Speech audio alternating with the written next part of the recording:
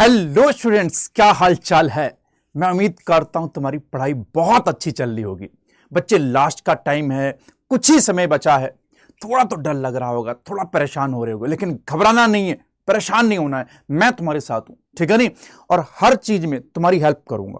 तुम्हें question practice करने, हम क्वेश्चन प्रैक्टिस कराएंगे। तुम्हें थ्योरी पढ़नी, हम थ्योरी पढ़ाएंगे साथ। और बहुत जल्दी हम लोग महारिविजन भी कराएंगे, बिल्कुल चिंता मत करना, ठीक है। बस तुम अच्छे से पढ़ाई करते रहना। तुम्हें कोई दिक्कत होती तो कमेंट किया करो, कुछ भी प्रॉब्लम होती तुम कमेंट किया करो। हम पूरी कोशिश करेंगे कि आपके हर प्रॉब्लम का सॉल्यूशन हम तुमको दे पाए। अभी तक कोशिश की है कि हर प्रॉब्लम का सॉल्यूशन तुम्हें दिया जाए, और आगे भी कोशिश करते रहेंगे। हां, जितने भी परिवर्तन में बहुत सारे बच्चे कहते हैं कि सर नोट्स नहीं मिल पा रहे हैं। बच्चा, टेलीग्राम चैनल है संकल्प भारत का, उसके ऊपर सारे आपको नोट्स मिल जाएंगे, ठीक है नहीं। बस पढ़ते रहो, दम लगा के पढ़ते रहो। तो चलिए बच्चों, शुरू करते हैं बायोडाइवर्सिटी एंड कंजर्वेशन। बहुत इंपॉर्टेंट चैप्टर। सर क्यों इंपॉर्टेंट? बेटा, इकोलॉजी में 8-9 क्वेश्चन भी आ जाते थे किसी टाइम पे। अब अगर इकोलॉजी में से एक चैप्टर कम हुआ है तो बाकी चैप्टर का वेटेज बढ़ेगा, तो बायोडाइवर्सिटी एंड कंजर्वेशन का वेटेज बढ़ सकता है साहब। और मुश्किल से 1 घंटे में आपका चैप्टर तैयार करा दूंगा, गारंटी। बस तुम मेरे साथ रहना साहब, आपको मेरे साथ रहना, 1 घंटे के अंदर चैप्टर तैयार हो जाएगा, पक्की बात, प्रॉमिस। और मुश्किल से आधा 1 घंटा रिवाइज कर लेना बैठ के घर पे। 1 घंटा रिवाइज कर लेना, 1 घंटा यहां से पढ़ लेना, तुम्हारा पूरा चैप्टर एकदम टिप पे होगा। और फिक्स क्वेश्चन मिलेंगे, ये भी पक्की बात। और इससे बढ़िया चैप्टर जो आपको बहुत कम में स्कोर दे सकता है, इससे अच्छा कोई चैप्टर नहीं हो सकता, ठीक है नहीं। बस इसको पढ़ लेना मेरे साथ साथ। बस तुम सिर्फ 1 घंटा ये वीडियो देख लो, बस आ जाओ। चैप्टर शुरू करते हैं। चैप्टर का नाम है बायोडाइवर्सिटी एंड कंजर्वेशन। बच्चे, समय बचाएंगे, नोट्स पे टाइम नहीं ज्यादा वेस्ट करूंगा, सीधा खोपड़ी मुंडी के अंदर सीधे डालूंगा आपको। जितना भी कंटेंट सीधा खोपड़ी के अंदर जाएगा, पक्का वादा, ठीक। आ जाओ। हमें 2 टॉपिक पढ़ने इसमें। पहला टॉपिक पढ़ना है बायोडाइवर्सिटी, और दूसरा टॉपिक पढ़ना है कंजर्वेशन। यानी बायोडाइवर्सिटी क्या होती और क्यों उसे कंजर्व करना और कैसे कंजर्व करना, ठीक। तो पहले हम पढ़ेंगे बायोडाइवर्सिटी होता क्या है, what is the sense of biodiversity, कहां पे कितनी बायोडाइवर्सिटी। दूसरा हम ये पढ़ेंगे कि उसे कंजर्व करना है। भाई, कंजर्व काय को करना है, क्यों करना है, कैसे करेंगे, और हम क्यों करें, कोई और क्यों नहीं करेगा साहब। तो सब पे चर्चा करेंगे, बिल्कुल चिंता मत करना, ठीक है नहीं। तो याद रखिएगा, चैप्टर में 2 चीजें पढ़नी, बायोडाइवर्सिटी एंड कंजर्वेशन। अच्छा देखो, बायोडाइवर्सिटी, मैं जनरली बच्चों से पूछता हूं what is the sense of biodiversity, तो बहुत लोग बोलते हैं सर विभिन्नता। अरे मैंने हिंदी नहीं पूछी है, मैंने बायोडाइवर्सिटी का सेंस पूछा। सर डिफरेंट तरह के ऑर्गेनिज्म, बिल्कुल सही बात, बिल्कुल बढ़िया बात। लेकिन ध्यान रखिएगा, बायोडाइवर्सिटी टर्म 2 चीजों से मिलकर बना है, number and type of living organism. Number and type of living, सिर्फ नंबर नहीं, सिर्फ टाइप नहीं, दोनों का इंपॉर्टेंस है बच्चे। नंबर का भी और टाइप, दोनों को जोड़ के हम बोलते हैं बायोडाइवर्सिटी। मतलब एक एरिया में, किसी भी एरिया के अंदर जितने भी लिविंग ऑर्गेनिज्म रह रहे हैं और जितने टाइप के लिविंग ऑर्गेनिज्म रह रहे हैं, वो उस एरिया की बायोडाइवर्सिटी होगी। और जैसे जैसे नंबर और टाइप वेरी करेगा, बायोडाइवर्सिटी भी वेरी करेगी साहब। बात समझ में आ रही? इन दोनों में, नंबर और टाइप में ज्यादा इंपॉर्टेंट टाइप, बट अगर नंबर में डिफरेंस बहुत ज्यादा है तब टाइप कम इंपॉर्टेंट हो जाता है, तब नंबर इंपॉर्टेंट हो जाता है। तो ध्यान रखिएगा इन छोटी छोटी बातों का। एनसीईआरटी शुरू में बोलती कि देखो, ये अर्थ जब से आई है, अर्थ की ओरिजिन हुई है जब से, लगभग, ठीक है नहीं, कि बहुत अर्थ की ओरिजिन लगभग 4.5 बिलियन ईयर्स के आसपास हुई, जो मुझे आइडिया है साहब। और इस अर्थ के ऊपर जब से लाइफ आई है, यानी 3 billion years ago non cellular form आई थी, 2 billion years ago cellular form आई थी साहब। तब से लेके आज तक इस लाइफ में इतने चेंजेज हुए हैं साहब, कि हमारे पास बहुत ज्यादा वैरायटी है लिविंग ऑर्गेनिज्म की। ये कह रहा है कि अगर हम, मैं आंट्स जो आप देखते हो, चींटियां, उन्हीं की बात करूं तो उन्हीं की 20,000 स्पीसीज है। ऑर्किड जो प्लांट होता है साहब, सुंदर सा प्लांट आपने देखा होगा साहब, ऑर्किड प्लांट, उसी की 20,000 स्पीसीज है साहब। 20,000 स्पीसीज अकेले ऑर्किड की साहब, एंड्स की 20,000 स्पीसीज। कह रहा फिशेस 28,000 फिशेस की स्पीसीज है। बीटल्स, जिसके ऊपर रेड और ब्लैक मार्किंग होती है साहब, बीटल्स, ठीक है नहीं, बायो कंट्रोल एजेंट में भी पढ़ा चुका हूं। बीटल्स, इसके ऊपर इसकी 3 लाख स्पीसीज होती हैं, बोल रहा। एनसीईआरटी कह रही, मैं नहीं कह रहा हूं, कह रहा इतनी स्पीसीज हमारी प्लेनेट अर्थ के ऊपर है साहब, यानी कि इतनी ज्यादा डाइवर्सिटी है साहब। तो सर डाइवर्सिटी हम नापते कैसे? बच्चे, डाइवर्सिटी नापने के कई पैरामीटर, बट हम उसमें से कुछ ही पढ़ेंगे। तो अब हम बात करते हैं टाइप ऑफ डाइवर्सिटी, किस किस तरह की डाइवर्सिटी हो सकती है साहब। एक एक करके बात करते हैं। मैंने सारी लिखी हुई है, एनसीईआरटी की बातें बच्चे लिखी हुई, समय कम है, सीधा खोपड़ी में डालना है अपने को, इधर नहीं, सिर्फ नोट्स पढ़ेगा, सारे क्वेश्चन तेरी मुंडी में जाएंगे, सारे क्वेश्चन एकदम पक्का। ये टाइप ऑफ डाइवर्सिटी की बात की साहब। अब जो डाइवर्सिटी टर्म है इसको दिया था साहब एक साइंटिस्ट ने, एक सोशियोलॉजिस्ट ने, उनका नाम था एडवर्ड विल्सन। इन्होंने ये टर्म दिया था साहब, ठीक है ना। उन्होंने कहा था बायोडाइवर्सिटी मतलब इमेंस डाइवर्सिटी, बहुत ज्यादा डाइवर्सिटी, यानी कि हेट्रोजेनिटी मतलब विभिन्नता, जो तुम बात बोल रहे हो वही बात वो कह रहे हैं साहब, बस इंग्लिश में कह रहे हैं। तुम्हें इंग्लिश आती तो है ना। चलो कह दो सर एनसीईआरटी की इंग्लिश बहुत कठिन लगती है, बस इंग्लिश ही आ जाए तो एनसीईआरटी हमें कुछ है नहीं सर, एनसीईआरटी सारी समझ आ जाए, बस उसकी अंग्रेजी समझ नहीं आती। ऑन टू डू सो लिख देता है कहीं पे, ऑन टू डू सो, कहीं पे डिवोट लिख देता है, कहीं पे कॉन्स्टिट्यूशनली लिख देता है, कहीं पे सब्सिट्यूएंटली लिख देता है, समझ नहीं आता परिणाम स्वरूप क्या है और फल स्वरूप क्या है। आ जाओ डाइवर्सिटी की बात की जाए साहब, मैंने 3 डाइवर्सिटी लिखी है साहब। पहली डाइवर्सिटी जो बात कर रहा हूं साहब, that is the genetic diversity साहब, ठीक है नहीं। दूसरी डाइवर्सिटी स्पीसीज डाइवर्सिटी की बात कर रहा हूं साहब। पहली डाइवर्सिटी कौन सी बच्चे, जेनेटिक डाइवर्सिटी, ये देखो साहब, और दूसरी डाइवर्सिटी स्पीसीज डाइवर्सिटी, और तीसरी इकोलॉजिकल। एक एक करके बात करता हूं। जेनेटिक डाइवर्सिटी की बात करता हूं साहब, ये कह रहा है कि ऑर्गेनिज्म में मान लो आप एक ही स्पीसी के मेंबर ले रहे हो, एक ही स्पीसीज मेंबर में जीन्स का एक्सप्रेशन भी वेरी कर सकता है, यानी जीन का एक्सप्रेशन वेरी कर, हमारे अंदर ही देख लो, ह्यूमन के अंदर ही देख लो, ह्यूमन के स्किन का कलर वेरी करता नहीं करता है। हमारे यहां पे गेहुआ कलर के लोग हैं साहब, आप अमेरिकन साइड चले जाओ वहां के लोग ज्यादा फेयर होते हैं साहब, आप अफ्रीकन चले जाओ ज्यादा डार्क होते हैं साहब। तो जीन का एक्सप्रेशन चेंज हो रहा है, यानी मेलानिन का पिगमेंट चेंज हो रहा है बनना, अरे हाँ है ना। तो इसी तरह से बच्चे, इसी तरह प्लांट के अंदर भी बहुत सारा जीन्स का एक्सप्रेशन चेंज होता है। आप हिमालय फॉरेस्ट में चले जाओ, ये हिमालय साहब, हिमालय साहब, इसके ऊपर चले जाओ बच्चे, इसके ऊपर एक प्लांट लगा होता है, नाम होता है रॉवुल्फिया वोमेटोरिया। क्या नाम होता है, रॉवुल्फिया वोमेटोरिया, बड़ा प्यारा सा नाम है साहब। ये रॉवुल्फिया वोमेटोरिया के अंदर एक केमिकल बनता है, उसका नाम है रिजरपाइन। ये रिजरपाइन की रूट से मिलता है साहब।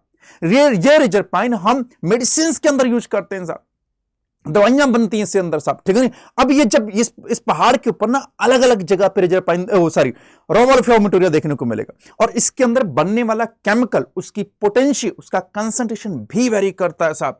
तो हो गई ना जेनेटिक डाइवर्सिटी, यानी कि एक जीन के एक्सप्रेशन में भी वेरिएशन देखने को मिलता है, species same, plant same, but gene का एक्सप्रेशन अलग तरीके से। तो this is the genetic diversity, this is the genetic diversity. तो यही लिखा हुआ है कि high diversity eight gene level, genetic level, over it's distribution range, यानी डिस्ट्रीब्यूशन रेंज पे वेरी करेगा। जैसे हम लोगों का भी देख लो, अमेरिकन के स्किन का कलर अलग है, अफ्रीकन का अलग है, इंडिया वालों का अलग है साहब। तो ऐसे रॉवुल्फिया वोमेटोरिया जो कि हिमालयन रीजन में ग्रो करता है, इससे मिलता है बच्चे रिजरपाइन, जो डिफर करता है पोटेंशियल और कंसंट्रेशन। अब रिजरपाइन एक तरह का ट्रैंक्विलाइजर होता है जो स्ट्रेस को कम करता है, ये मेडिसिन में यूज होता है, जो कि ट्रैंक्विलाइजर है जो स्ट्रेस को कम करता है। अब इसको स्टिक से याद रखना, RRR, यानी कि रॉवुल्फिया की रूट से रिजरपाइन मिलता है। यह जेनेटिक डाइवर्सिटी का एग्जांपल स्टेटमेंट में अच्छा क्वेश्चन बनेगा। नेक्स्ट आ जाते हैं साहब, दूसरे की बात करते हैं, स्पीसीज डाइवर्सिटी। स्पीसीज डाइवर्सिटी की जाए तो स्पीसीज में भी वेरिएशन देखने को मिलेगा साहब आपको। जैसे कि ये साहब, ये इंडिया का नक्शा सा, इंडिया में आप यहां देखोगे ना, this is the Eastern Ghat, इस घाट को क्या बोलते हैं, Eastern Ghat. This is the Western Ghat, this is the Eastern Ghat and this is the Western Ghat. अच्छा, वेस्टर्न घाट पे बारिश ज्यादा होती है, बारिश ज्यादा तो नमी ज्यादा, अरे बोलना, बारिश ज्यादा तो नमी ज्यादा, तो एम्फीबिया ज्यादा, इधर एम्फीबिया कम होते हैं साहब। तो वेस्टर्न घाट की साइड में एम्फीबिया ज्यादा देखने को मिलते हैं इन कंपैरिजन टू ईस्टर्न घाट। तो ध्यान रखना बच्चा, भूल नहीं जाना कि वेस्टर्न घाट पे एम्फीबिया ज्यादा और ईस्टर्न घाट पे एम्फीबिया कम होता है। ये स्पीसीज वेरी कर रही है ना, कहीं पे डाइवर्सिटी ज्यादा स्पीसीज, कहीं पे स्पीसीज की डाइवर्सिटी कम, वही एम्फीबिया साहब। तो पहला क्या था, जेनेटिक डाइवर्सिटी साहब। जेनेटिक डाइवर्सिटी में क्या याद रखना साहब, रॉवुल्फिया वोमेटोरिया। इसके अलावा 2 एग्जांपल और याद रखना, राइस और मैंगो साहब। राइस की 50,000 स्ट्रेन देखने को मिलती है, आपने देखा होगा राइस कई तरह का होता है, बासमती राइस ही पता नहीं कितने टाइप की उसकी वैरायटी साहब। इसी तरह मैंगो के लगभग 1000 स्ट्रेन देखने को, 1000 वैरायटी देखने को मिलती है साहब। राइस के 50,000 स्ट्रेन। अब बच्चे कई बार पूछते हैं सर स्ट्रेन और वैरायटी में क्या डिफरेंस होता है। बच्चे स्ट्रेन सेम स्पीसीज के अंदर वेरिएशन देखने को मिलता है, और मैंगो के अंदर क्या होता है कि जैसे बासमती राइस है, बासमती राइस एक स्पीसीज होगी और उसके कई तरह के स्ट्रेन देखने को मिलते हैं, उसमें वेरिएशन भी बहुत तरह का देखने को मिलता है। वैरायटी भी बच्चे ये स्पीसीज और सब स्पीसीज के बीच की होता है, उसको बोलते हैं वैरायटी साहब। तो अलग डिफरेंट टैक्सोनॉमिक कैटेगरी है, बस ध्यान रखिएगा कि स्टेन अलग होता है, वैरायटी अलग होता है। तो राइस की 50,000 स्टेन और मैंगो की 1,000 वैरायटी साहब। स्पीसीज डाइवर्सिटी में याद रखना, वेस्टर्न घाट पे एम्फीबिया ज्यादा, ईस्टर्न घाट पे एम्फीबिया कम। तो दो तरह के मैंने बता दिए साहब।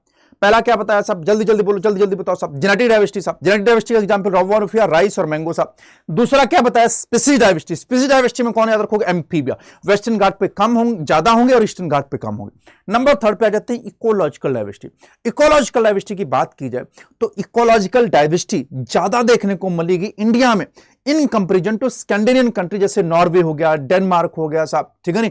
ये ऐसी कंट्रियां जहां पे बर्फ बहुत ज्यादा पड़ती, ठंड बहुत ज्यादा पड़ती। ठंड ज्यादा पड़ने की वजह से वहां पे सिर्फ वही ऑर्गेनिज्म सर्वाइव कर पाएंगे जो उस टेम्परेचर के अनुकूल रह सकते हैं। और ज्यादातर ऑर्गेनिज्म कॉन्फर्मर होते हैं। कॉन्फर्मर मतलब जैसे ही बाहर का टेम्परेचर चेंज करोगे उनकी बॉडी का टेम्परेचर चेंज हो जाता है, चाहे प्लांट्स हो चाहे एनिमल्स। इसीलिए ऐसे प्लांट और ऐसे एनिमल वहां सर्वाइव इतनी आसानी से नहीं कर पाएंगे, क्योंकि वहां का टेम्परेचर काफी कम है और कम टेम्परेचर पे एंजाइम्स काम नहीं करेंगे सही से साहब।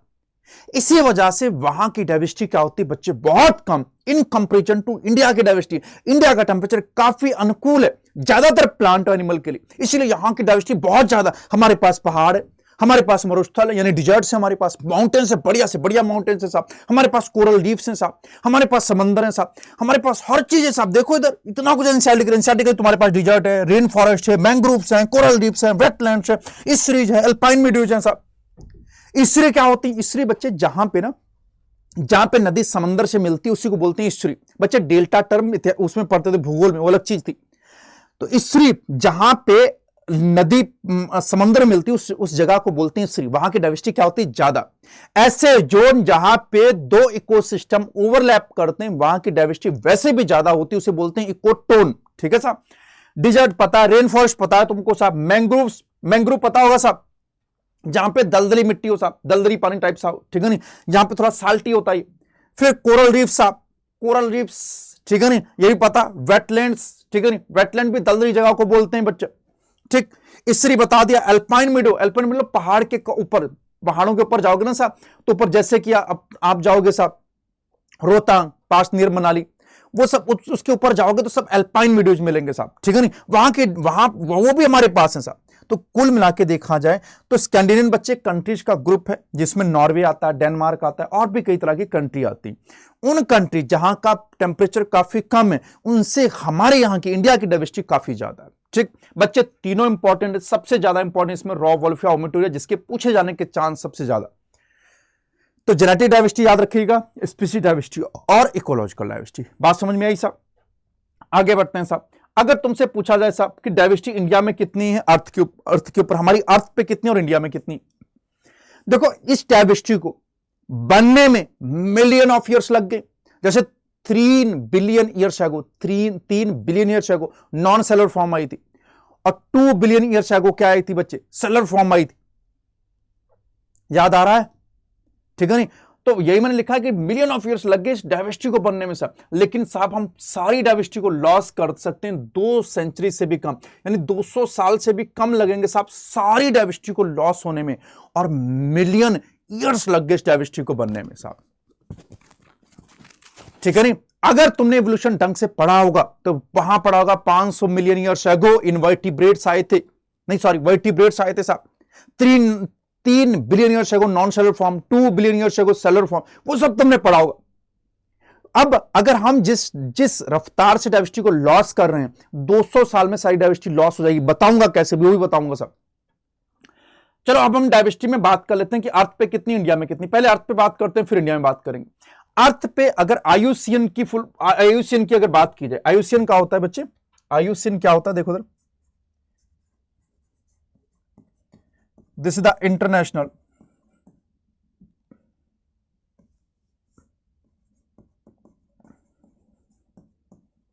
Union for conservation of nature and natural resources, this is the full form, ठीक। आयुसियन 2004 का अगर डाटा माने तो ये कहता है कि लगभग हमारे पास जो डाइवर्सिटी 1.7 टू 1.8 मिलियन है, यानी कि मोर देन 1.5 मिलियन, ठीक है नहीं, 1.7 टू 1.8 मिलियन डाइवर्सिटी, या फिर ऐसे बोल सकते हो मोर देन 1.5 मिलियन डाइवर्सिटी। इतनी डाइवर्सिटी हमारे पास है। सर हमें कैसे पता? बेटा हमने इतनी डिस्कवर कर ली, ठीक है नहीं, लेकिन लोग मानते हैं साहब कि अभी भी 6 मिलियन से ज्यादा ऑर्गेनिज्म डिस्कवर किए जाना बाकी। कितने हमने डिस्कवर कर लिए? 1.7 टू 1.8 मिलियन। कितने डिस्कवर किए जाना बाकी? 6 मिलियन डिस्कवर करने बाकी। यानी कि अगर मैं ग्लोबल स्पीसीज डाइवर्सिटी, यानी कि पूरे अर्थ के ऊपर जो स्पीसीज डाइवर्सिटी है, ठीक है, टोटल नंबर की बात की जाए, तो अगर हम एक्सट्रीम एस्टिमेट लोगों का अगर मानना है कि हमारी अर्थ के ऊपर लगभग 20 से 50 मिलियन ऑर्गेनिज्म हो सकते हैं। कितने बच्चे? 20 से 50 मिलियन ऑर्गेनिज्म हो सकते हैं, ऐसा मानना सा। लेकिन यह बहुत ज्यादा सही नहीं लगता। एक साइंटिस्ट है रॉबर्ट मे, उन्होंने एक साइंटिफिक आइडिया दिया जो ज्यादा अपीलिंग, ज्यादा सही लगता है, वो है 7 मिलियन। कितना है? 7 मिलियन। वो कहते हैं लगभग 7 मिलियन टोटल डाइवर्सिटी होनी चाहिए हमारी अर्थ के ऊपर। इन्हीं की बात को मानते हुए हमने यहां माना है कि लगभग 1.7 मिलियन हमने डिस्कवर कर लिए हैं, तो लगभग 6 मिलियन के आसपास अभी भी डिस्कवर होने बाकी हैं। बात समझ में आ रही है नहीं आ रही? ठीक है नहीं। नेक्स्ट देखो साहब, अगर देखा जाए कि जितने भी स्पीसीज, जितने भी रिकॉर्डेड स्पीसीज, उसमें एनिमल 70% से ज्यादा हमने डिस्कवर किए हैं साहब, तो 70% से ज्यादा एनिमल है। प्लांट की स्पीसीज लगभग 22%। अब प्लांट के अंदर एल्गी, फंगाई, ब्रायो, जिम्नो, एंजियो सबकी बात हो रही है। 2 किंगडम क्लासिफिकेशन के हिसाब से बात मानेंगे साहब, वरना फंगाई अलग किंगडम के अंदर आता था साहब। तो इन सबकी जो टोटल डाइवर्सिटी वो कितनी? लगभग 22% है साहब। एनिमल की डाइवर्सिटी लगभग मोर देन 70%। और उन एनिमल्स में भी जितने डिस्कवर हुए एनिमल उनमें भी 50% या फिर बोल दो 70% से भी ज्यादा इंसेक्ट है साहब। 50% तो टोटल में से आ जाएगा, 70% से भी ज्यादा कौन? इंसेक्ट। यानी कि अगर 10 एनिमल इस अर्थ के ऊपर अगर तुम 10 जानवर पकड़ते हो तो 7 तो सिर्फ इंसेक्ट हैं। अगर तुम 10 जानवर इस अर्थ से पकड़ोगे तो 7 तो सिर्फ इंसेक्ट होंगे। फिर से सुन लो साहब,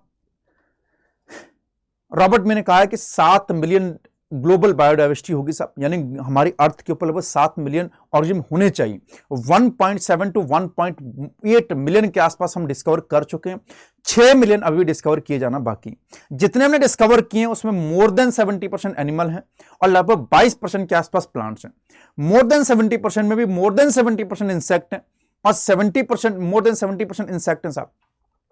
यानी कि अगर प्लैनेट अर्थ पे आप 10 एनिमल पकड़ते हो तो उसमें 7 तो सिर्फ इंसेक्ट निकलेंगे साहब। इस हिसाब से देखा जाए तो फंगाई अकेले, fishes, amphibia, reptile, bird, mammal, इन सबसे फंगाई अकेले ज्यादा हैं साहब। प्रोकैरियोट की तो बात ही नहीं कर रहे साहब। प्रोकैरियोट को अगर डिस्कवर करने चलोगे तो अकेले ही मिलियंस के अंदर आ जाएंगे साहब। प्रोकैरियोट का नंबर बहुत ज्यादा आ सकता है साहब, ऐसा मानना है। तो डिस्कवर क्यों नहीं कर रहे हो बेटा? 2-3 कारण है। नग नाखों से देख नहीं पाते साहब, हम माइक्रोस्कोप लेके कहां उनको ढूंढेंगे साहब। दूसरा, हमारा जो उसको क्लासिफाई करने का तरीका है वो बढ़िया नहीं है, वो कन्वेंशनल पुराना अप्रोच है साहब, होलिस्टिक अप्रोच है साहब। पुरानी अप्रोच से हमने उसको हमने कन्वीनियंट कैटेगरी के हिसाब से डाला है साहब। ये देखो, प्रोकैरियोट को भी रिकॉर्ड नहीं किया गया क्योंकि कन्वेंशनल टेक्सोनोमिक मेथड है साहब। जो टेक्सोनोमिकल मेथड्स हैं वो बढ़िया नहीं है साहब हमारे। दूसरी बात, हमारे पास लैब के अंदर ऐसी कंडीशन बढ़िया नहीं है जिसमें हम हर तरीके के प्रोकैरियोट को ग्रो करा पाए। Not culturable under laboratory condition. Laboratory condition के अंदर सभी प्रोकैरियोट कल्चर नहीं हो सकते। तो इन 2 कारण की वजह से हम प्रोकैरियोट को सही तरीके से रिकॉर्ड नहीं कर पाए। लेकिन जिस दिन हमने रिकॉर्ड कर लिया, मान के चलो ये मिलियंस के अंदर होंगे। बोलो आया? जल्दी कमेंट करके बताओ बात समझ में आई या नहीं आई, या मैं अकेला ही पढ़ रहा हूं। ये तो अर्थ की बात होगी साहब। फिर से सुन लो, अर्थ में मैंने बोल दिया साहब, ठीक है नहीं, 1.7 टू 1.8 मिलियन है टोटल। जैसे मोर देन 70% एनिमल है, 22% प्लांट है साहब। प्रोकैरियोट डिस्कवर नहीं किए गए, 2 कारण थे, कन्वेंशनल टेक्सोनोमिकल मेथड और लेबोरेटरी कंडीशन में अच्छी तरीके से वो कल्चर नहीं हो पाते साहब। दूसरा, इंडिया में आ जाते हैं साहब। इंडिया में अगर बात की जाए साहब, इंडिया का जो अर्थ का जो एरिया है, इंडिया का जो अर्थ का एरिया यानी सरफेस एरिया, वो मात्र, ठीक है, मात्र 2.4% है साहब, मात्र 2.4% है साहब। लेकिन अगर उसकी तुम डाइवर्सिटी देखोगे तो 8.1% डाइवर्सिटी कैरी कर रहा, 2.4% surface area, but diversity 8.1%। Diversity बहुत ज्यादा है साहब, लगभग 4 गुना डाइवर्सिटी है। इसी वजह से तो इंडिया को 12 मेगा डाइवर्सिटी कंट्री के अंदर रखा जाता है साहब, one of the 12 mega diversity country in world, याद रखिएगा साहब। इंडिया की अगर बात की जाए, इंडिया के पास प्लांट्स की 45,000 स्पीसीज, एनिमल की 90,000 स्पीसीज हैं। प्लांट की 45,000 और एनिमल की 90,000 स्पीसीज। अगर रॉबर्ट मे की बात माने तो हमने सिर्फ 22% स्पीसीज ही डिस्कवर की हैं, बाकी डिस्कवर कई जानी बाकी हैं। यानी कितनी की जानी बाकी हैं बेटा? 90,000 प्लांट्स, 90,000 प्लांट्स। और ये देखो बच्चे, 90,000 प्लांट्स, सॉरी 1 लाख प्लांट्स और 3 लाख एनिमल अभी भी डिस्कवर और डिस्क्राइब किया जाना बाकी। हमने 45,000 प्लांट्स और 90,000 एनिमल डिस्कवर कर लिए, 1 लाख प्लांट्स और 3 लाख एनिमल अभी भी डिस्क्राइब्ड और डिस्कवर किए जाना बाकी हैं। बोलो बात समझ में आई या नहीं आई? आगे बढ़े, इधर देखो, ठीक, वापिस से सुन लो बच्चे। अर्थ के ऊपर 1.7 to 1.8 मिलियन डाइवर्सिटी है। रॉबर्ट मे के हिसाब से 7 मिलियन डाइवर्सिटी हो सकती है, यानी 6 मिलियन से भी ज्यादा डिस्कवर किए जाने बाकी। इनमें भी एनिमल 70% से ज्यादा, प्लांट 22% होते हैं साहब। फंगाई अकेले ही, रेप्टाइल्स, बर्ड्स और फिशेज इन सबसे ज्यादा होते हैं साहब। अगर इंडिया की बात की जाए तो 45,000 प्लांट और 90,000 एनिमल्स डिस्कवर कर लिए हमने साहब। 1 लाख प्लांट और 3 लाख एनिमल अभी डिस्कवर किए जाना बाकी है साहब। India 12 mega diversity rich countries के अंदर आता है, जिसके पास 8.1% डाइवर्सिटी, जबकि सरफेस एरिया सिर्फ 2.4% है। बच्चे ये डायग्राम बहुत ज्यादा इंपॉर्टेंट है, खूब पूछे जाते हैं साहब। अगर इन्वर्टिब्रेट की बात की जाए तो देखो साहब, 70% तो सिर्फ इंसेक्ट हैं। याद करो, आर्थ्रोपोडा सबसे बड़ा फाइलम होता था। नंबर 2 पे मोलस्का फाइलम आता था साहब, तो नंबर 2 पे देखो कौन है? मोलस्का साहब। इसके अलावा क्रस्टेशियन और अदर एनिमल ग्रुप आते हैं साहब। तो इसको जरूर याद रखना, जैसे दिखा रखा है ऐसे ही याद रखना बच्चे, पूछा जाएगा। वर्टिब्रेट की बात की जाए तो साहब, फिशेज देख रहे हो, सबसे ज्यादा 50% तो फिशेज ही हैं इसके अंदर। फिशेज की स्पीसीज सबसे ज्यादा। बच्चे ये ग्लोबल बायोडाइवर्सिटी दिखा रखी है साहब, ये भी ध्यान रखिएगा। इंडिया की डाइवर्सिटी की बात नहीं हो रहा, this is the global biodiversity, ठीक है नहीं? ये इनवर्टिब्रेट, ये वर्टिब्रेट में फिशेज सबसे ज्यादा। फिर कौन है बच्चे? मैमल, बर्ड, रेप्टाइल और एम्फीबिया। बर्ड्स भी काफी ज्यादा, रेप्टाइल भी काफी ज्यादा, एम्फीबिया और मैमल्स कम है साहब। फिर बात की जाए साहब प्लांट के अंदर आप उल्टा चलोगे साहब, इधर से इधर को चलना साहब, ठीक है नहीं? इधर देखो, लाइकेंस, एल्गी, फंगाई, मॉसेस, फंस और एलीज एंड एंजियोस्पर्म। बच्चे क्लॉकवाइज चलना, और इसको जरूर ध्यान रखना, ये फोटो आ चुकी हैं और आने की संभावना बहुत ज्यादा बच्चे, तो याद रखिएगा, इंपॉर्टेंट। चलिए, ये तो बात होगी डाइवर्सिटी के साथ। अब पैटर्न ऑफ बायोडाइवर्सिटी का देखते हैं साहब। पैटर्न का मतलब ये होता है कि बायोडाइवर्सिटी कैसे बढ़ती, कैसे घटती, हमें कैसे पता चलेगा साहब। तो आओ मैं बताता हूं बच्चे। इधर देखो, पहले इसको समझो बच्चे। ये मान लो अर्थ, ये क्या है? अर्थ। ये अर्थ का नॉर्थ पोल है, ये अर्थ का क्या है? South pole. अब ये मान लो दिस द इक्वेटर। इक्वेटर को हम मान के चलते हैं 0 डिग्री पे साहब।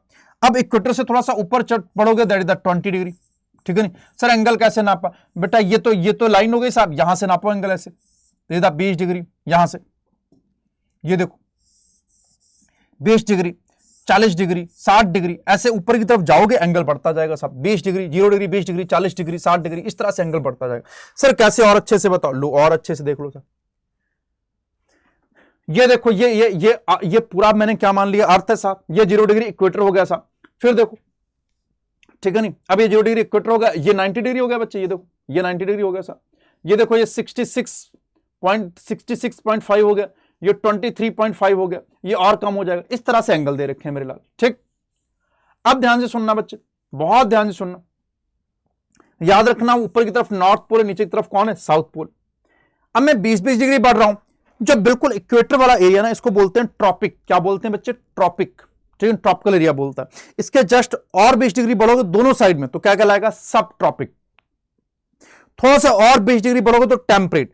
बिल्कुल कॉर्नर पे इधर आर्कटिक मिलेगा नॉर्थ पोल पे, और साउथ पोल पे एंटार्कटिक मिलेगा, ठीक? 20 डिग्री पे क्या होगा बच्चे? 20 डिग्री पे क्या होगा? ट्रॉपिक। फिर थोड़ा सा और बढ़ोगे साहब, सब ट्रॉपिक, फिर टेम्परेट, फिर आर्कटिक, एंटार्कटिक। ऊपर की तरफ क्या होगा? आर्कटिक। नीचे क्या होगा? एंटार्कटिक, ठीक है नहीं साहब? तो नीचे एंटार्कटिक नॉर्थ पोल पे, और साउथ पोल पे एंटार्कटिक, और नॉर्थ पोल पे आर्कटिक होगा, ठीक? बोलो, इतना बात समझ में है? अब ध्यान सुनना। अब पैटर्न ऑफ बायोडाइवर्सिटी की बात करें तो सबसे पहले लैटिट्यूड ग्रेडियंट की बात करते हैं। जो ये 20 डिग्री 40 60 डिग्री बता रहा हूं, ये लैटिट्यूड में हम मूव करते हैं। जब किसी पहाड़ पे जाते हैं तो वो एल्टीट्यूड में जाते हैं, लेकिन अगर हम अर्थ के अंदर 20 ये इसके अंदर मतलब कि इस तरह से बढ़ते हैं सर, यानी कि एक पोल से दूसरे पोल की तरफ जाते हैं, तो हम लैटिट्यूड में मूव करते हैं, इसीलिए इसको बोलते हैं लैटिट्यूड ग्रेडियंट।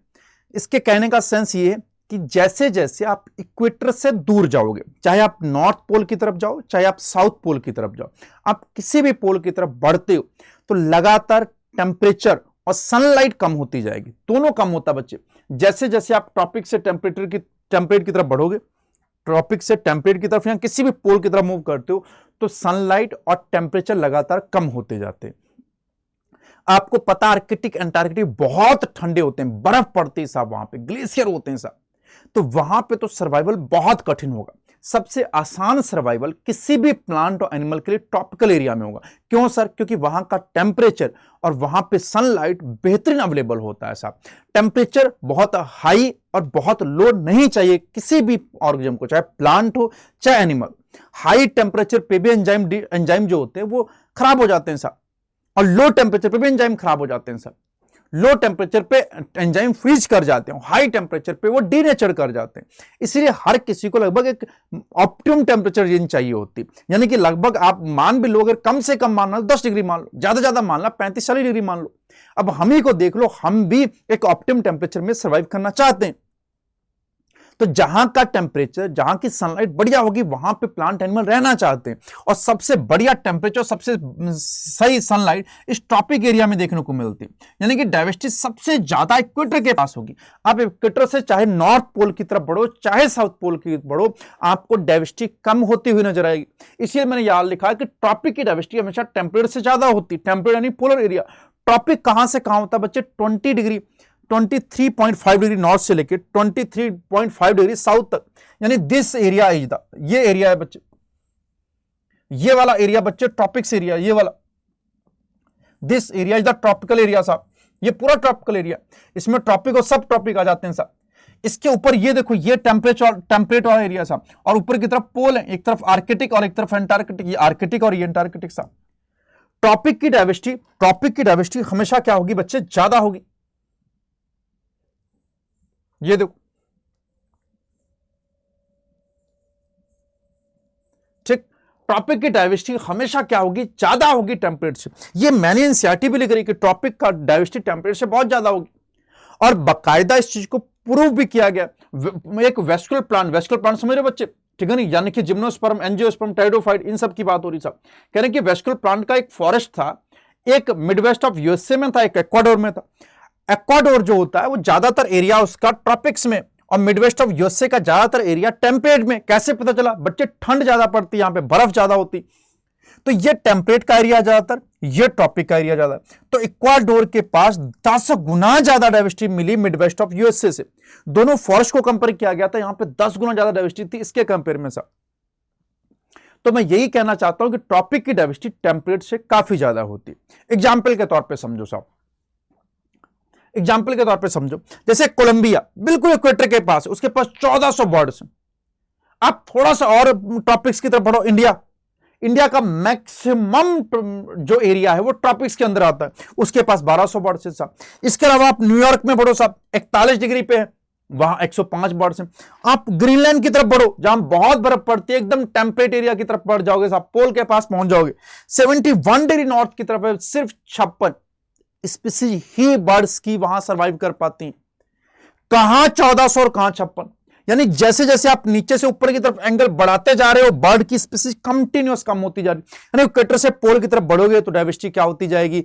कम होती चली जाएगी। नहीं आया 1400 से बर्ड्स कितनी आ गई? 56 आ गई। तो जैसे जैसे इक्वेटर से पोल की तरफ बढ़ोगे, बायोडाइवर्सिटी कम कम कम कम होती चली जाएगी, ठीक है नहीं। ये जनरली नहीं पूछा जाता है, बट फिर भी इसमें से इंडिया की तो जरूर याद रखना साहब, ठीक है नहीं, कि कोलंबिया इक्वेटर के पास आता 1400 बर्ड से, इंडिया ट्रॉपिक्स के पास आता 1200 बर्ड, न्यूयॉर्क 41 डिग्री नॉर्थ की तरफ 105 बर्ड है, ग्रीनलैंड 71 डिग्री नॉर्थ की तरफ इसके पास 56 बर्ड की स्पीसीज है साहब, ठीक है नहीं।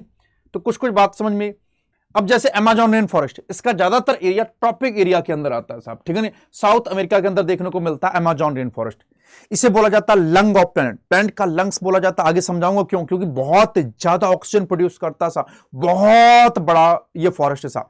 कई कंट्रीज के अंदर ये फॉरेस्ट फैला हुआ है, इतना बड़ा फॉरेस्ट है अमेज़न रेन फॉरेस्ट, खूब सुना होगा डिस्कवरी के ऊपर से। और इसके अंदर बहुत स्पीड में बायोडाइवर्सिटी का लॉस हो रहा था।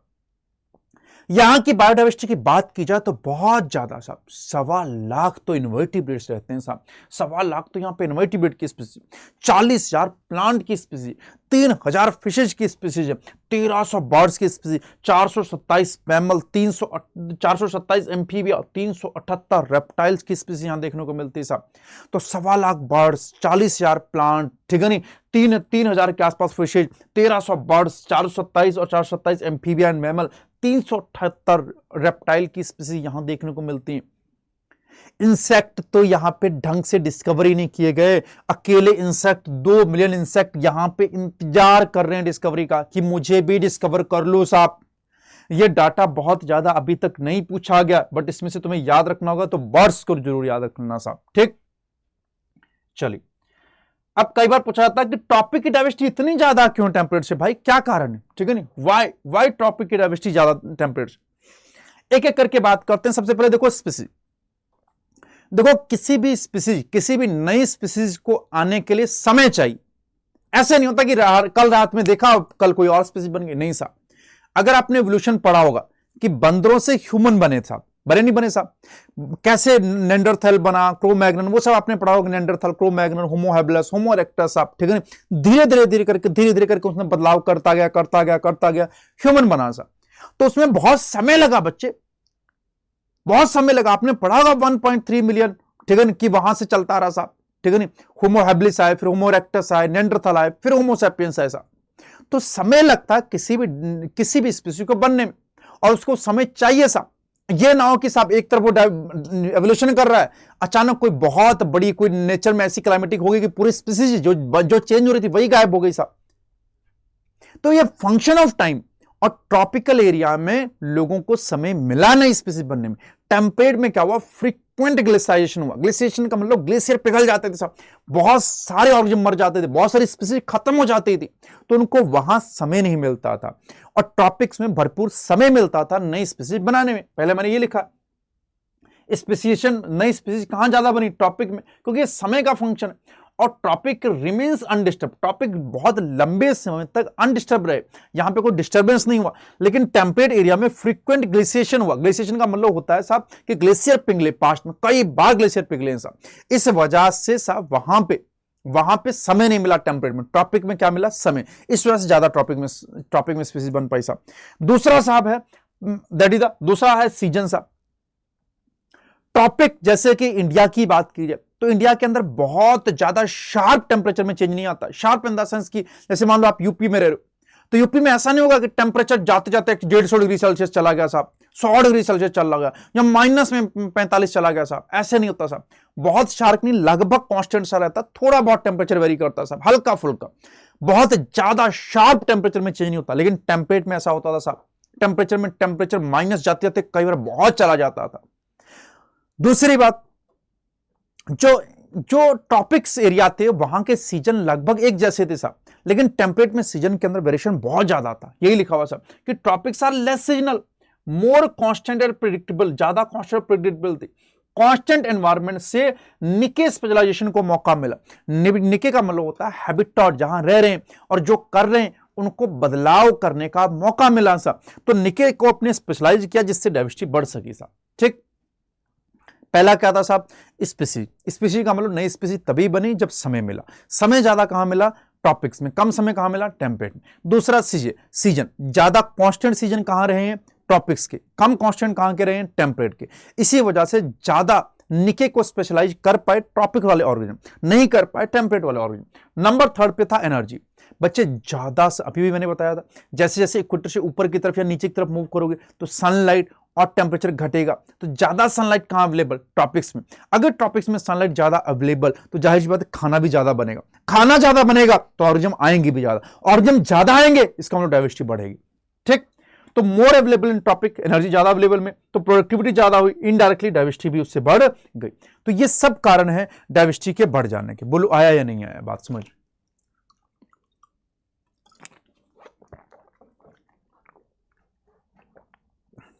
आगे बढ़े साहब। तो पहला था साहब लैटिट्यूड के हिसाब से डाइवर्सिटी के अंदर चेंज साहब। दूसरा आते हैं स्पीसीज एरिया रिलेशनशिप। हम लैटिट्यूड में मूव नहीं कर रहे, हम एक ही जगह पे मूव कर रहे हैं साहब। मान लो आप रह रहे हैं कोटा के अंदर, या फिर मान लो कि आप दिल्ली में रह रहे हैं, यहां पर यूपी में या बिहार के किसी एरिया में रह रहे हैं, आप किसी एक एरिया में रह रहे हैं ये साहब।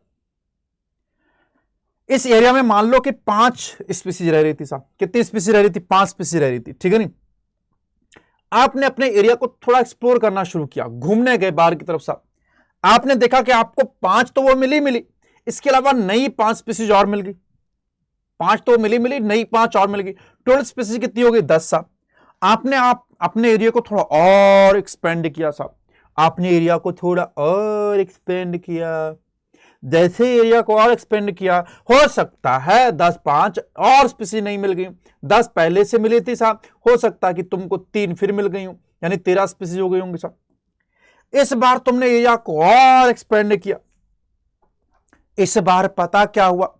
जो स्पीसीज अभी तक मिली थी वही स्पीसीज बार बार बार रिपीट होने लगी। नई स्पीसीज लगभग ना के बराबर मिल रही है। अब लगभग एक स्पीसीज तुमको नहीं मिली साहब। हो सकता आप और एक्सपेंड करो, हो सकता कि अब आपको नई स्पीसीज मिले ही ना। अब हो सकता आपको नई स्पीसीज मिले ही ना। इसके बाद सर कहना क्या चाहते हो? अरे मुन्ना, मैं बोलना चाहता हूं कि सरफेस एरिया डायरेक्टली डिपेंड करेगा स्पीसीज पे। यानी कि जैसे जैसे जैसे जैसे तुम एरिया बढ़ाओगे स्पीसीज बढ़ती जाएंगी, जैसे जैसे तुम एरिया बढ़ाओगे स्पीसीज बढ़ती जाएंगी, जैसे जैसे तुम एरिया बढ़ाओगे स्पीसीज बढ़ती जाएंगी, but up to a limit. एक लिमिट तक ही बढ़ेंगी, उसके बाद नहीं बढ़ेंगी। सर लिमिट को कैसे लगाओगे? बेटा मैं ऐसे लगाऊंगा, ए की पावर जेड। जेड उसकी लिमिट है, जेड उसकी लिमिट है साहब। उससे ज्यादा तुमको स्पीसीज नहीं मिल सकती। यानी कि सरफेस एरिया बढ़ाऊंगा तो स्पीसीज बढ़ेंगी साहब। यानी कि सरफेस एरिया बढ़ाऊंगा, इधर देखो सरफेस एरिया बढ़ाऊंगा साहब तो स्पीसीज बढ़ेंगी, लेकिन up to a limit, up to a limit. अब मैं इसको ये कांस्टेंट को हटाऊंगा तो इसकी जगह एक कांस्टेंट आ जाएगा। इस कांस्टेंट को सी बोलते हैं साहब। तो फॉर्मूला बन जाएगा S equal to C A की power Z. S equal to C A की पावर जेड। सर इसका ग्राफ कैसा आएगा? इधर देखो ग्राफ ऐसे आएगा बच्चे। इधर मैं स्पीसीज दिखा देता हूं, इधर एरिया दिखा देता हूं। जैसे जैसे एरिया बढ़ाऊंगा स्पीसीज बढ़ती जाएंगी, जैसे जैसे एरिया बढ़ाऊंगा स्पीसीज बढ़ती जाएंगी, जैसे जैसे एरिया बढ़ाऊंगा स्पीसीज बढ़ती जाएंगी, but up to a limit. But up to a limit, एक लिमिट तक, ये मान लो लिमिट है साहब। उससे ज्यादा एरिया बढ़ाने पे स्पीसीज नहीं बढ़ेंगी बच्चे। किसी पर्टिकुलर एरिया के लिए होगा, ऐसा नहीं होगा पूरी इंडिया की बात कर रहा हूं, ऐसा नहीं पूरे इंटायर कॉन्टिनेंट की बात कर रहा हूं। अगर इंटायर कॉन्टिनेंट की बात करूंगा तो उसकी बात अलग हो जाएगी। मैं किसी पर्टिकुलर एक एरिया की बात कर रहा हूं, थोड़ा छोटे एरिया की बात कर रहा हूं साहब, ठीक है नहीं, बहुत बड़े नहीं। एक डिस्ट्रिक्ट ले लो साहब, आप एक स्टेट ले लो बस। तो आप छोटे एरिया की बात करो, जैसे जैसे एरिया बढ़ाऊंगा स्पीसीज बढ़ेगी, but up to a limit, but up to a limit. That is S equal to C की पावर जेड। ये इसका ग्राफ आएगा, रेक्टेंगुलर हाइपरबोला। कैसा ग्राफ आएगा? Rectangular rectangular rectangular hyperbola. अब अगर मैं इसको लॉग स्केल पे ले लूं, इसको साहब लॉग स्केल पे ले लूं, तो ये हो जाएगा log s equal to log c plus z log a। अब इसको कंपेयर कर लो इससे, y equal to m x plus c, y equal to m x plus c, ये आया m या x को ऐसी। यानी कि यही ग्राफ स्ट्रेट लाइन हो जाएगा। अच्छा, ये ग्राफ कैसा हो जाएगा? स्ट्रेट लाइन हो जाएगा बच्चे लॉग स्केल पे। देखो ये ग्राफ मैंने यही बनाया हुआ है, यही लिखा है स्पीसीज एरिया रिलेशनशिप। इसके ऊपर काम किया था साहब एक बहुत बढ़िया साइंटिस्ट, नाम था अलेक्जेंडर वॉन हम्बोल्ट। क्या नाम था? Alexander von Humboldt. South American जंगल में उन्होंने काम किया था। जर्मन के नेचुरलिस्ट और जियोग्राफर थे। उन्होंने कहा एरिया बढ़ाओगे तो स्पीसीज रिचनेस बढ़ेगी, स्पीसीज बढ़ेंगी, but up to a limit, but up to a limit. That is S equal to C की पावर जेड। ये इसका ग्राफ जो आ रहा है वो कैसा आ रहा है? Rectangular hyperbola. इधर स्पीसीज रिचनेस है, इधर एरिया है बच्चे, ठीक। अब ये एप्लीकेबल होगा वाइड वैरायटी ऑफ टैक्सा। आप किसी भी टैक्सा के लिए इस फार्मूले को लगा सकते हो। कौन सा formula? S equal to C A की power Z. S equal to C A की पावर जेड। जेड क्या है बच्चे? सर लिमिट जो रोक रहा है बढ़ने से। फिर देखो अगर इसी को आप इसी का लॉग स्केल पे ले लो, तो इसका लॉग ले लो, log s equal to log c plus z log a हो जाएगा।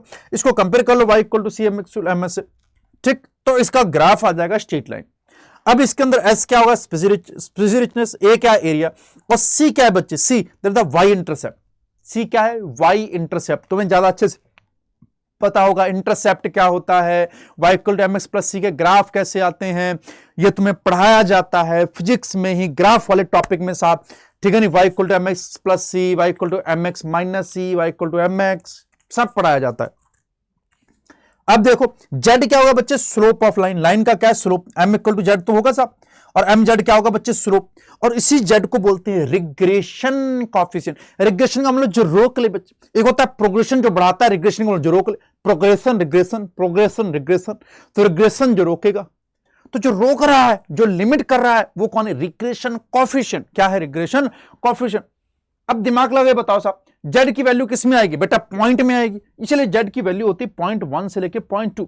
बच्चे ये है अलेक्जेंडर वॉन हेम्बोल्ट, देख रहे हो, हैंडसम लग रहा ना, यस।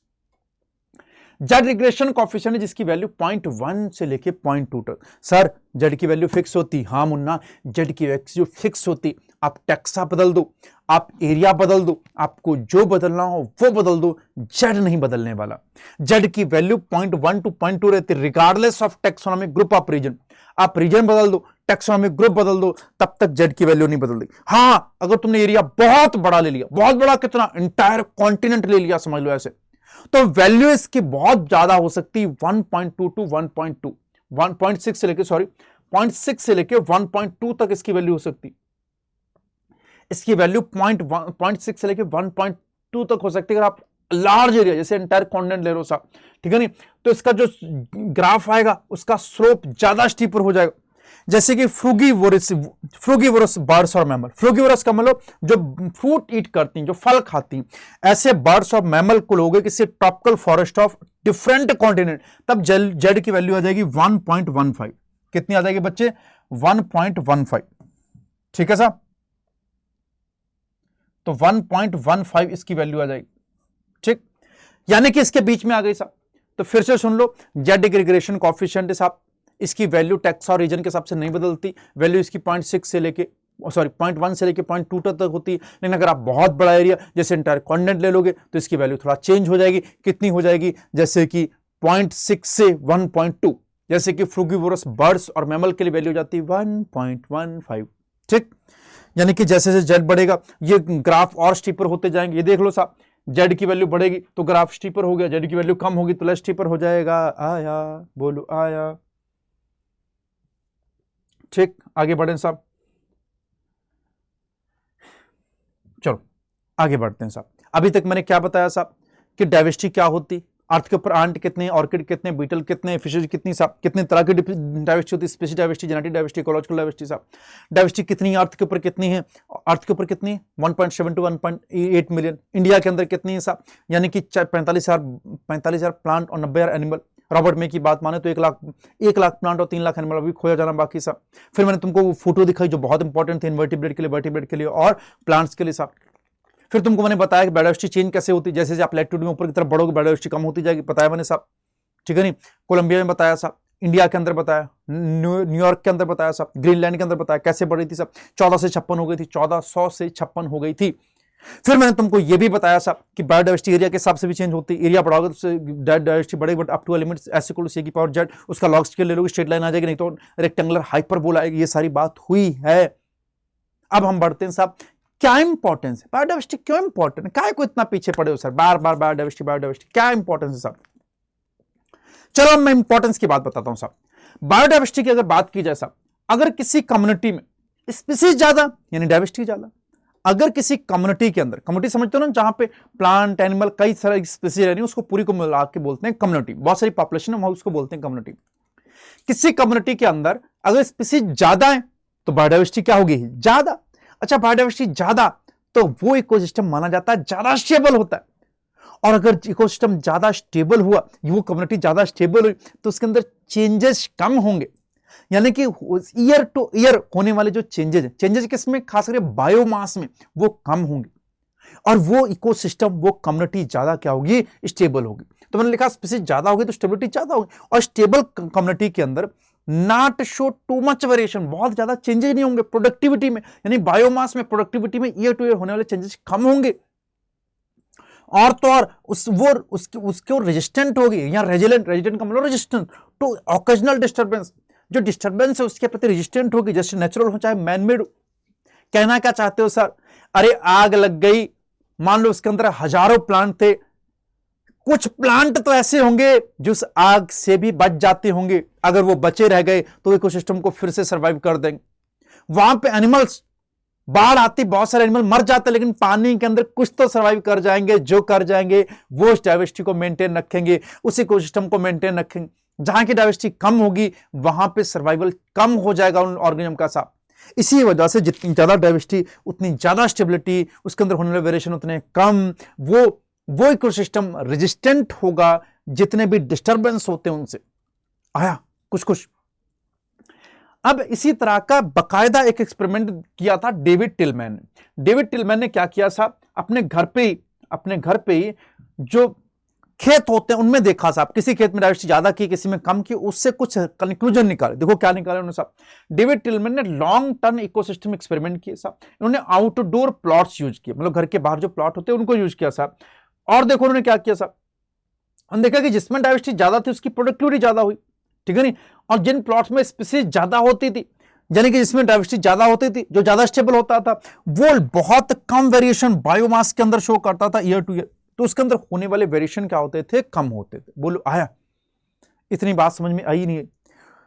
तो डेविड टिलमैन ने किसके ऊपर काम किया था साहब? आउटडोर प्लांट्स यूज किए थे साहब। उन्होंने देखा कि डाइवर्सिटी ज्यादा तो प्रोडक्टिविटी ज्यादा, तो होने वाले year two year variations biomass में, प्रोडक्टिविटी में कम होते हैं साहब। इसको बकायदा एक साइंटिस्ट हैं, उन्होंने प्रूव करके बताया साहब। उनका नाम था साहब पॉल एहरलिच, स्टैनफोर्ड के इकोलॉजिस्ट थे। उन्होंने एक रिवर्ट पॉपर हाइपोथेसिस दी थी। कौन सी hypothesis? Rivet popper hypothesis. Sir ये कौन सी हाइपोथेसिस? बट रिवर्ट का मतलब होता है कील, रिवर्ट का मतलब होता है कील, रिवर्ट का मतलब क्या होता है? कील। और पॉपर का मतलब होता है उखाड़ो।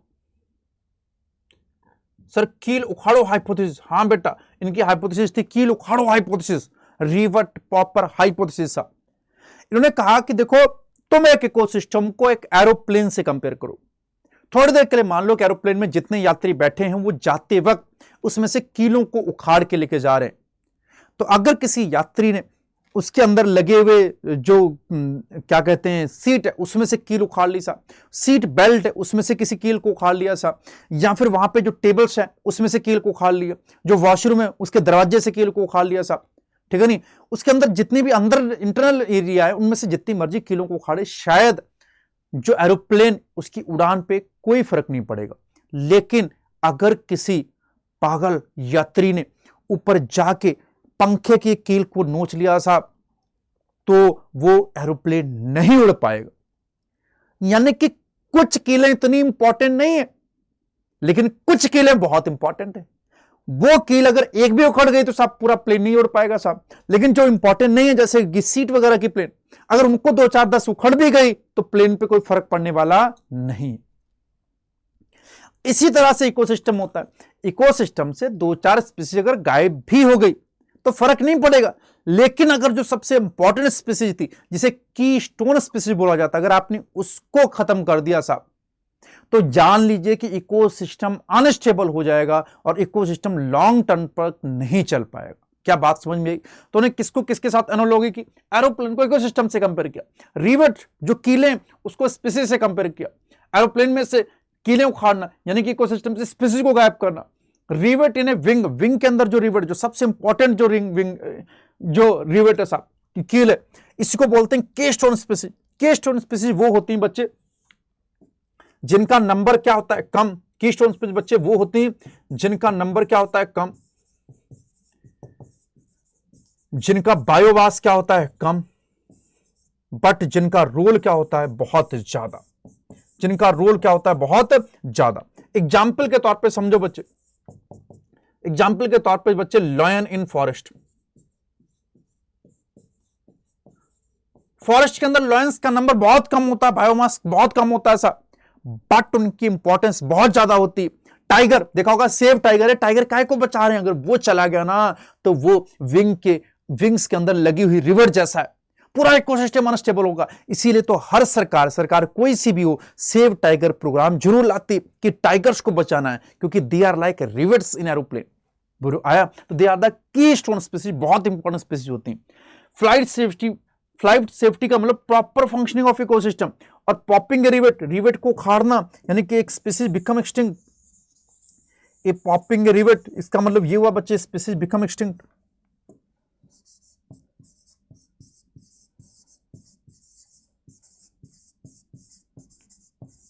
पॉपिंग ए रिवर का मतलब हुआ बच्चे एक species become extinct, species extinct हो जाएगी बच्चे। तो ये दोनों एनालॉजी याद रखना, पूछी जा सकती है। ये पूछा जाएगा रिवेट पॉपर हाइपोथेसिस किसने दी थी? पॉल एहरलिच ने। रिवेट इन ए विंग, इसको किससे एनालॉजी कराओगे बच्चे? कीस्टोन स्पीसीज से। बात समझ में आई? तो इसको बकायदा एनालॉजी से समझाया। अब बात करते हैं बच्चे, पहले हमने बायोडाइवर्सिटी पढ़ ली, फिर हमने उसकी इंपॉर्टेंस क्या होती है वो पढ़ ली। हम बोलेंगे कि बायोडाइवर्सिटी का लॉस कितना हो रहा है ऐसा, आओ उस पर बात करते हैं। लॉस ऑफ बायोडाइवर्सिटी कितना कितना हो रहा है, आओ दिखाते हैं। कहते हैं कि ह्यूमन द्वारा सिर्फ कॉलोनी बनाने से, ह्यूमन द्वारा नई कॉलोनी बनाने द्वारा से ट्रॉपिकल पैसिफिक आइलैंड, बच्चे एक आइलैंड थे, वहां पे जाके ह्यूमन ने जब कॉलोनी बनाई साहब, तो वहां की 2000 नेटिव बर्ड्स एक्सटिंक्ट हो गई बच्चे। वहां की 2000 नेटिव बर्ड्स एक्सटिंक्ट हो गई। ह्यूमन के अजीबोगरीब शौक होते हैं बच्चे। कहीं पे भी जाएगा, पहाड़ों पे जाएगा, अरे यहां घर होता तो मजे मजे होते। कहीं आइलैंड पे चला गया, अरे यहां कहीं हम अकेले रहते, मजे मजे होते सब। अरे तुम्हारे रहने की वजह से वहां पे जो रह रहे हैं लोग वो मुसीबत में आ जाते हैं। तो ह्यूमन ने आइलैंड पे जाके घर बनाया, इस वजह से 2000 नेटिव बर्ड्स गायब हो गई। कौन सा island? Tropical Pacific island. IUCN red list 2004 की बात करें साहब, तो इनवर्टिब्रेट की 338 स्पीसीज, सॉरी वर्टिब्रेट की 338 स्पीसीज, इनवर्टिब्रेट की 369 स्पीसीज और प्लांट की 87 प्लांट, यानी 784 स्पीसीज पिछले 500 सालों में एक्सटिंक्ट हो गई हैं साहब। जिसमें से पिछले सिर्फ 20 साल में 27 स्पीसीज एक्सटिंक्ट हो गई। 338 वर्टिब्रेट, 369 इनवर्टिब्रेट, 87 प्लांट, यानी कि 784 स्पीसीज सिर्फ 500 साल में तुमने गायब कर दी साहब। तुम्हें लग रहा हो सर 500 तो बहुत बड़ा हो गया। बेटा तेरे लिए बड़ा है, इस अर्थ के लिए बड़ा नहीं है। अर्थ के लिए बड़ा नंबर नहीं है 500। याद कर, मिलियन बिलियंस में सारा डाटा तूने याद किया है। जिस डायवर्सिटी को मेंटेन करने में मिलियन ऑफ ईयर्स लग गए, तुमने सिर्फ 500 साल में गायब कर दी। और उसमें भी 27 स्पीसीज गायब कर दी तुमने 20 साल के अंदर साहब। ठीक है साहब। अगर रीसेंट एक्सटिंक्शन की देखा जाए कि रीसेंट एक्सटिंक्ट कौन हो गया साहब, आपने डोडो, बहुत बढ़िया होता था साहब डोडो, इकोसिस्टम के लिए बहुत इंपॉर्टेंट था साहब। आपने मॉरिशस से एक्सटेंड कर दिया, क्वागो को अफ्रीका से एक्सटेंड कर दिया, थैलेसिन को ऑस्ट्रेलिया से, स्टेलर सी काऊ को रसिया से, बाली, जॉन और कैस्पियन, 3 सब स्पीसीज टाइगर की आपने गायब कर दी साहब। ये देखो साहब, डोडो गायब कर दिया मॉरिशस से साहब, आपने क्वागा गायब कर दिया साहब, थैलेसिन गायब कर दिया साहब। ये देख सकते हो स्टेलर सी काऊ साहब गायब कर दी साहब। ये देख सकते हो स्टेलर सी काऊ गायब हो गई साहब। आपने टाइगर, बाली, जॉन और कैस्पियन, बाली, जॉन और कैस्पियन 3 सब स्पीसीज गायब कर दी साहब। ये पूछे जाने के चांसेस है, इंपॉर्टेंट है, याद रखिएगा साहब। ठीक, फिर बोल रहा हूं ये इंपॉर्टेंट है, पूछा जा सकता है। तो इतनी स्पीड में आपने डायवर्सिटी को लॉस किया साहब। एनसीईआरटी कह रही कि भैया डायवर्सिटी के लॉस का, एक्सटिंक्ट होने का ग्रिम सिनेरियो, भयानक कथा ऐसा आपसे सुनी नहीं जाएगी, आपके कानों से खून निकल आएगा अगर आपने इसको महसूस किया तो। आपने 15,500 से ज्यादा स्पीसीज वर्ल्ड वाइड ये खत्म होने की कगार पे साहब। एक्सटिंक्शन का इतना ज्यादा ग्रिम सिनेरियो कि 15,500 स्पीसीज, तुम्हारे लिए कोई नंबर नहीं होगा। तुमको लगता होगा सर अरे जाने दो 2-4, अरे 2-4 नहीं, आने वाले टाइम में ह्यूमन भी निपट लेगा अगर यही रफ्तार रही तो 15,500 स्पीसीज ये एक्सटिंक्ट होने के कगार पे हैं। ठीक है नहीं, यानी कि ये वल्नरेबल है साहब। इसमें भी सबसे बुरी कंडीशन जो है वो एम्फीबिया की, एम्फीबिया 32%, जिम्नोस्पर्म 31%, मैमल्स 23% और बर्ड्स 12% ये वल्नरेबल कंडीशन में है, यानी एक्सटिंक्ट होने की कतार में है। ये एक्सटिंक्ट होने वाले 32% एम्फीबिया गायब हो जाएंगे, 31% जिम्नोस्पर्म गायब हो जाएंगे, 23% मैमल गायब हो जाएंगे, 12% बर्ड्स गायब हो जाएंगे अगर यही रफ्तार रही हमारी तो। सर ये वल्नरेबल क्या होता है और सर ये थ्रीटेंड क्या होता है? 2 शब्द कई जगह पे ऐसा, वल्नरेबल आ गया, कहीं पे थ्रीटेंड आ जाएगा। आ जाओ वो बताता हूं साहब, इधर देखो बच्चे, ये देखो एक्सटिंक्ट 2 तरीके से हो सकता है। एक जो एक्सटिंक्ट हो गया पूरी पृथ्वी पे कहीं है ही नहीं, उसे बोलते हैं एक्सटिंक्ट हो गया साहब। अगर मान लो कोई ऑर्गेनिज्म बाकी सब जगह तो एक्सटिंक्ट हो गया, बट किसी जूलॉजिकल पार्क में कोई प्लांट जो किसी जूलॉजिकल पार्क में कहीं भी बचा हुआ है, किसी जगह पे किसी नेशनल पार्क में बचा के रखा हुआ है, कोई ऐसा एनिमल जो किसी सेंचुरी में बचा हुआ है, किसी जू में बचा हुआ है, कहीं पे बचा लिया अगर किसी ऑर्गेनिज्म को, प्लांट एनिमल को, यानी कि वो एक्सटिंक्ट हो चुका है वाइल्ड में लेकिन कहीं और बचा हो तो उसे ईडब्ल्यू बोलते हैं साहब। और अगर एक्सटिंक्ट हो गया उसे मैंने एक्स बोला, ये तो एक्सटिंक्शन की कंडीशन होगी साहब। और कुछ लोग एक्सटिंक्शन की कतार में, कतार का मतलब खतरा मंडरा रहा है, जिनमें खतरा है उन्हें बोला था 310, वो खतरे में। अब खतरे में भी ज्यादा खतरा भी हो सकता है, बहुत कम खतरा भी हो सकता है। ज्यादा खतरा मतलब एकदम क्रिटिकली इंडेंजर्ड है, भैया इनको सबसे पहले बचाओ, ये निपटने ही जा रहे हैं, बस निपटने की कगार पे, क्रिटिकली इंडेंजर्ड जो बस निपटने की, उसके जस्ट पीछे वो इंडेंजर्ड जो अभी अभी अभी बस ये खतरे में आए हैं, जिनको खतरा बस शुरू ही हुआ, वो क्या है, वल्नरेबल। तो वल्नरेबल, इंडेंजर, क्रिटिकल इंडेंजर, ये सब क्या होते हैं, थ्रेटेंड। यही इंपॉर्टेंट, यही टर्म तुम्हें कंफ्यूज करेंगे। एक्सटिंक्ट वाले तो समझ आते हैं साहब, ये अभी लोअर रिस्क है साहब, ये भी लाइन में लगे हुए हैं, देख लो साहब, ठीक है। ये लिस्ट कंसर्न है, ये नियर थ्रेटेंड है साहब। तो थ्रेटेंड या नियर थ्रेटेंड साहब, ठीक है ना, ये ऐसे बोलते हैं, थ्रेटेंड या नियर थ्रेटेंड, ठीक है ना, ये सब थ्रेटेंड और ये नियर थ्रेटेंड है साहब। तो ये कुछ कतार है साहब, इधर से इधर क्यों जाने की, इधर को जाते जाएंगे, निपटते जाएंगे। जो आज एलसी है वो कल एनटी होगा, जो कल एनटी वो परसों वायु हो जाएगा साहब, जो वायु वो ईएन हो जाएगा, फिर सीआर, फिर ईडब्ल्यू, फिर ईएक्स, इस तरह से एक्सटिंक्ट हो जाएगा मेरे ला, ठीक। ये बच्चे इंपॉर्टेंट है, फिर बोल रहा हूं ये इंपॉर्टेंट है, ठीक है। पूछा जाता है कि सबसे ज्यादा वनरेबल कौन है, सबसे ज्यादा एक्सटिंक्ट होने की कंडीशन में कौन है, एम्फीबिया, फिर जिम्नो, फिर मैमल और फिर बर्ड।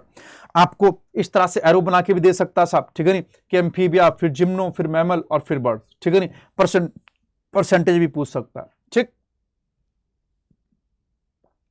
कह रहे हैं कि अगर, ठीक है नहीं, हम बात की जाए कि लॉन्ग पीरियड के दौरान, लॉन्ग पीरियड का मतलब 3 बिलियन ईयर से भी ज्यादा, जब से अर्थ की ओरिजिन हुई, अर्थ की ओरिजिन को, सॉरी अर्थ कह रहा हूं, लाइफ की origin, life non cellular form 3 billion years अगो हुई, तब से लेके अब तक बहुत बार मास एक्सटिंक्शन हो चुका है, मतलब बहुत ऑर्गेनिज्म मास एक्सटिंक्ट कर गए साहब, एक दो बार नहीं, 5 एपिसोड हो चुके हैं, 5 एपिसोड मास एक्सटिंक्शन के हो गए हैं। और जो चल रहा है ये 6ठा एपिसोड, ये कौन सा एपिसोड है, 6ठा एपिसोड है मास एक्सटिंक्शन का, ठीक। ये देखो, past mass extinction already happened, 6th episode of mass extinction in progress के अंदर है, बट 6ठे एपिसोड पिछले 5 एपिसोड से बहुत अलग है। कैसे, इसकी रफ्तार पिछले 5 एपिसोड से 100 से 1000 गुना ज्यादा है। पिछले 5 एपिसोड जो थे वो तो धीरे धीरे हुए हैं साहब, स्लोली एक्सटिंक्ट हुए, लेकिन ये 6ठा वाला साहब बहुत रफ्तार से हो रहा है, बहुत रफ्तार से साहब, 100 से 1000 गुना साहब इसकी स्पीड क्या है, ज्यादा है पिछले 5 के कंपेयर में साहब, ठीक। अगर यही रेट रहा तुम आधी स्पीसीज 100 साल से भी कम टाइम में गायब कर देंगे, extinct with in next year. अगले 100 साल के अंदर हम आधी स्पीसीज गायब कर बैठेंगे और 200 साल में सारी स्पीसीज गायब हो जाएंगी, अगर यही रफ्तार रही तो, ठीक है साहब। ये बात भी इंपॉर्टेंट है साहब।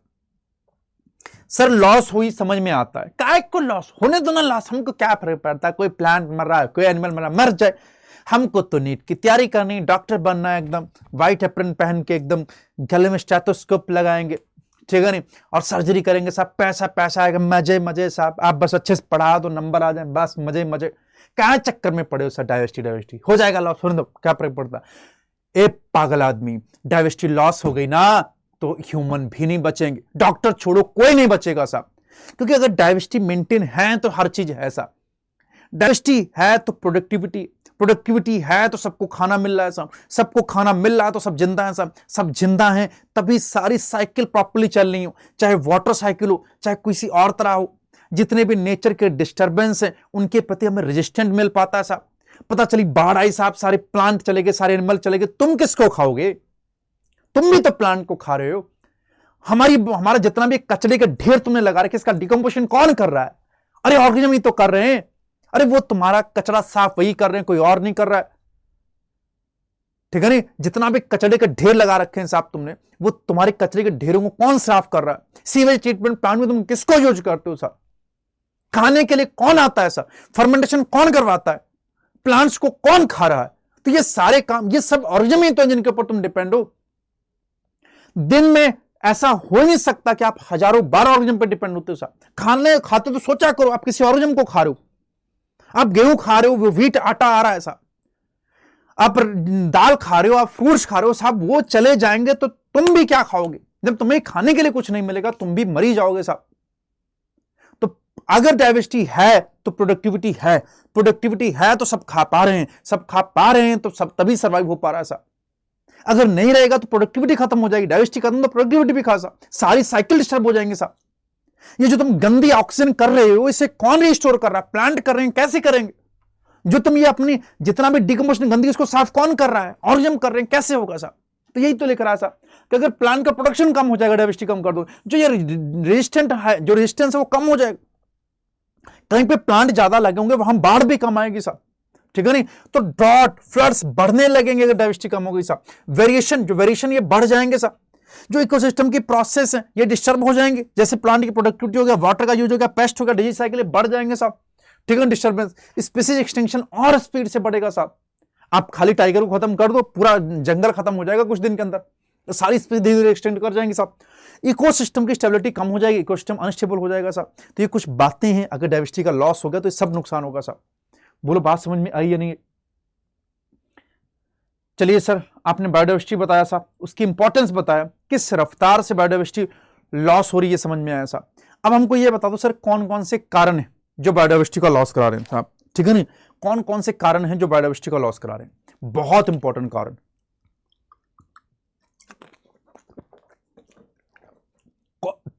कॉजेज बहुत इंपॉर्टेंट है, पूछे जाने के चांस मैक्सिमम।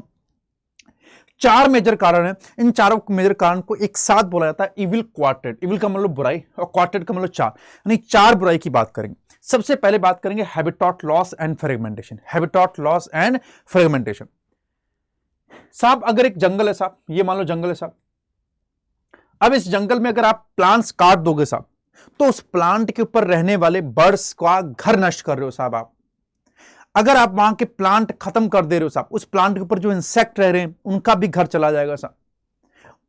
उस प्लांट पे किसी चिड़िया ने अंडे दिए उसका घोंसला भी टूट जाएगा साहब। तो आप हैबिटेट का लॉस कर रहे हो साहब। ये जंगल था साहब, इस जंगल में आपने इतने जगह साफ कर दी साहब, यानी इतने घर, वहां पे जितने भी ऑर्गेनिज्म रह रहे थे उनका घर बर्बाद कर दिया साहब। वहां प्लांट ही नहीं, वहां एनिमल भी उनके ऊपर रह रहे थे, वो भी सब चले जाएंगे साहब। कुछ एनिमल को तो पता ही नहीं आपको साहब, कुछ इंसेक्ट तो हमें भी नहीं पता साहब कौन कौन से वहां रह रहे होंगे, बट हम तो काट के चले आते हैं। वहां पे उसका कुछ सांप भी रह रहे हैं, वो भी चले जाएंगे साहब। कहते हो कि सर सांप की इंपॉर्टेंस क्या? बेटा हर ऑर्गेनिज्म इस इकोसिस्टम के लिए बहुत इंपॉर्टेंट है, ठीक है नहीं? हर ऑर्गेनिज्म इंपॉर्टेंट है, ये ध्यान रखिएगा साहब। तो हैबिटेट लॉस हो जाएगा साहब। दूसरा साहब, हैबिटेट लॉस का अगर एग्जाम्पल समझोगे ना तो ट्रॉपिकल फॉरेस्ट, ये देखो एनसीईआरटी लिख रही साहब कि ट्रॉपिकल रेन फॉरेस्ट किसी टाइम पे इनका सरफेस एरिया अर्थ का 14% से भी ज्यादा था, जो इस टाइम 6% भी नहीं बचा। किसी टाइम पे ट्रॉपिकल फॉरेस्ट 14% से भी ज्यादा था। ट्रॉपिकल मतलब जहां ह्यूमन रह रहा है ज्यादातर, जो ट्रॉपिकल एरिया भी बता के हटाऊं साहब, जहां की डाइवर्सिटी ज्यादा, वहां 14% से भी ज्यादा डाइवर्सिटी होती थी। अब वो डाइवर्सिटी घट के 6% के पास आ गई, यानी जंगल सिर्फ 6% एरिया भी कवर नहीं कर रहे हैं साहब, ठीक है नहीं? अब इन्हीं ट्रॉपिकल रेन फॉरेस्ट का एग्जांपल अमेज़न रेन फॉरेस्ट, जिसे लंग ऑफ प्लैनेट बोला जाता है साहब। इसे हमने काट काट के बहुत छोटा कर दिया। काट क्यों रहे हो सर? बेटा काट 2 कारण से रहे। एक तो वहां पे हम जानवरों को चराना चाहते हैं साहब, इसलिए उसको ग्रासलैंड में कन्वर्ट कर रहे हैं। दूसरा, उन जानवरों के खाने के लिए वहां पे हम सोयाबीन उगा रहे हैं साहब। तो cut and clear for cultivating soybean, वहां सोयाबीन बोया जा रहा है, और ग्रासलैंड को कन्वर्ट किया जाता है to raise beef cattle. Grassland में कन्वर्ट कर रहे हैं उस ट्रॉपिकल फॉरेस्ट को, जिससे हम बीफ कैटल को रेज कर पाए। सर बीफ कैटल में क्यों कन्वर्ट कर रहे हैं? बेटा बहुत सारी कंट्रीज में बीफ बहुत ज्यादा खाया जाता है। बीफ ज्यादा खाने के लिए भैया गायों को तो खिलाना पड़ेगा, गाय भैंसे जितने भी बीफ ऑर्गेनिजम्स हैं, बीफ मैमल्स हैं साहब, उनको खिलाना तो पड़ेगा। उनको खिलाओगे तभी तो साहब आगे बीफ बनेगा, उसे इंसान खा पाएंगे, इसलिए जंगल काटना पड़ रहा साहब, ठीक? तो बीफ कैटल्स को चराने के लिए हम जंगल काट रहे हैं साहब, उसे ग्रासलैंड में कन्वर्ट कर रहे हैं। सोयाबीन लगाने के लिए हम उसे ग्रासलैंड में कन्वर्ट कर रहे हैं साहब। जो 14% से भी ज्यादा एरिया कवर कर रहे थे, 6% भी एरिया कवर नहीं कर रहे थे साहब। तो ये सब हैबिटेट लॉस कौन कर रहा है? ह्यूमन, ठीक? दूसरा साहब देखो, मान लो ये जंगल है साहब, इस जंगल में बीचों बीच से मैं सड़क बना दे रहा हूं साहब। ये देखो, पहले ये सड़क नहीं थी, अब सड़क बना दी साहब मैंने। जब सड़क नहीं थी साहब, ये हिरन होता था साहब, इधर हिरनी रहती थी उसकी, इधर हिरन होता था, इधर उसकी हिरनी होती थी साहब। ये हिरन इधर से इधर जाता था जब भी सड़क नहीं होती थी साहब, ठीक। ये मिलने जाता था, रोज शाम को मिलने जाता था साहब, उसके लिए फूल लेके जाता था गुलाब का, कि हिरनी ये फूल ले लो, ठीक। अब तुमने जब सड़क बना दी साहब, अब ये हिरन जब जाता है ना तो पहले जंगल जंगल चला जाता था, किसी को पता नहीं चलता था। अब इसे सड़क क्रॉस करनी पड़ती, और सड़क जैसे क्रॉस करता है तो पता चल जाता साहब। यहाँ पे शेर बैठा होता है साहब, शेर को कुछ नहीं करना, बस यहाँ बैठ के देखते रहना कौन आ रहा है, कौन जा रहा है, किधर जा रहा है। उसके लिए शिकार करना बड़ा आसान हो गया। उसे पता चला अच्छा हिरन रोज शाम को जाता है, टाइम भी फिक्स है, 5 बजे ही जाता है, तो वो अगली बार यहीं आके बैठ जाएगा साहब, कहेगा बेटा तुम गुजरो तो सही, तुरंत शिकार कर लेगा, बोलो आया नहीं आया साहब, ठीक। तो अब अगर इस हिरन का शिकार होगा तो अगले हिरन जो है वो कभी भी इधर हिरनी से मिलने नहीं जाएंगे साहब, खरगोश अपनी खरगोशी से मिलने नहीं जाएंगे साहब, कौवा अपनी कौवी से मिलने नहीं इधर जाएगा साहब। तो कहने का सेंस समझो साहब, अगर आपने फ्रेगमेंटेशन कर दिया साहब, छोटे टुकड़े कर दिए, तो ये ऐसे ऑर्गेनिज्म जिनको बड़ी टेरिटरी चाहिए होती साहब, वो वहां सर्वाइव नहीं कर पाएंगे। जिनकी माइग्रेशन की हैबिट है वो भी वहां सर्वाइव नहीं कर पाएंगे। तो ध्यान रखना साहब, अगर आपने लार्ज हैबिटेट को छोटे छोटे टुकड़ों में बांट दिया, छोटे टुकड़े बांट दिए साहब, तो वहां पे मैमल, बर्ड्स जिनको बड़ी टेरिटरी चाहिए, कुछ एनिमल जिनको माइग्रेशन हैबिट है, एक जगह से दूसरी जगह जाने की आदत है साहब, इन सब की पॉपुलेशन बहुत ज्यादा इफेक्ट हो जाएगी और पॉपुलेशन डिक्लाइन हो जाएगी साहब। तो बहुत इंपॉर्टेंट है habitat loss and fragmentation. Habitat loss किसका हुआ बच्चे? ट्रॉपिकल फॉरेस्ट का 14% से ज्यादा एरिया कवर करते थे, अब 6% भी नहीं कवर करते। अमेज़न रेन फॉरेस्ट उसी का एग्जाम्पल है, लंग्स ऑफ प्लैनेट कहलाता साहब, ठीक, अमेज़न रेन फॉरेस्ट। चलिए साहब नेक्स्ट देखो साहब, एक तो ये पहली बुराई होगी साहब, दूसरी की बात करते हैं ओवर एक्सप्लॉयटेशन। ह्यूमन क्या करता है? नेचर के ऊपर डिपेंड है साहब, रोटी कपड़ा और मकान के लिए। रोटी कपड़ा और मकान के लिए किस पे डिपेंड है? नेचर पे साहब। रोटी की बात की जाए सब, खाना, फूड, ठीक है, शेल्टर और क्लॉथ सबके नेचर के ऊपर डिपेंड है साहब। लेकिन जब उसकी नीड कन्वर्ट हो जाती है ग्रीड, जब आवश्यकता कन्वर्ट हो जाती है लालच में, तो चीजों का दोहन करने लगता है, चीजों का शोषण करने लगता है साहब। सोचता है कि सारे जंगल काट डालूं, बेचूंगा, पैसा आएगा साहब। तो जब उसकी नीड कन्वर्ट हो जाती है ग्रिड में, तो शोषण करने लगता, ओवर एक्सप्लॉयटेशन करने लगता। इसी ओवर एक्सप्लॉयटेशन की वजह से बहुत स्पीशीज उसने एक्सटेंड कर दी। पिछले 500 सालों में ये 2 शानदार स्टेलर सी काऊ और पैसेंजर पिजन को हमने एक्सटेंड कर दिया पिछले 500 सालों में, ओवर एक्सप्लॉयटेशन की वजह से साहब। बहुत सारी मरीन फिशेज हमने खा खा के साहब बहुत इनको मरने के कगार पे छोड़ दिया। कुछ ही इनकी स्पीसीज बची, तो endangered due to over harvesting की वजह से ये भी इंडेंजर्ड हो गई। तो ओवर एक्सप्लॉयटेशन का एग्जांपल जो याद रखना, स्टेलर सी काऊ और पैसेंजर पिजन। नेक्स्ट आ जाते हैं एलियन स्पीसीज इन्वेजन। एलियन का मतलब होता है बच्चे फॉरेन, एलियन का मतलब दूसरे प्लेनेट नहीं, फॉरेनर स्पीसीज, बाहर की स्पीसीज साहब। जैसे नील पर्च एक बाहर की स्पीसीज, एलियन स्पीसीज थी साहब। इसको ना ईस्ट अफ्रीका की एक लेक है, उसका नाम है लेक विक्टोरिया। ईस्ट अफ्रीका की एक लेक विक्टोरिया, उसके अंदर इसको डाल दिया गया साहब। किसको? दैट द नील पर्च को। अब इस नील पर्च की वजह से ये नील पर्च वहां पे शिकार करती थी और वहां के शिशलड फिश को खा डाला साहब इसने।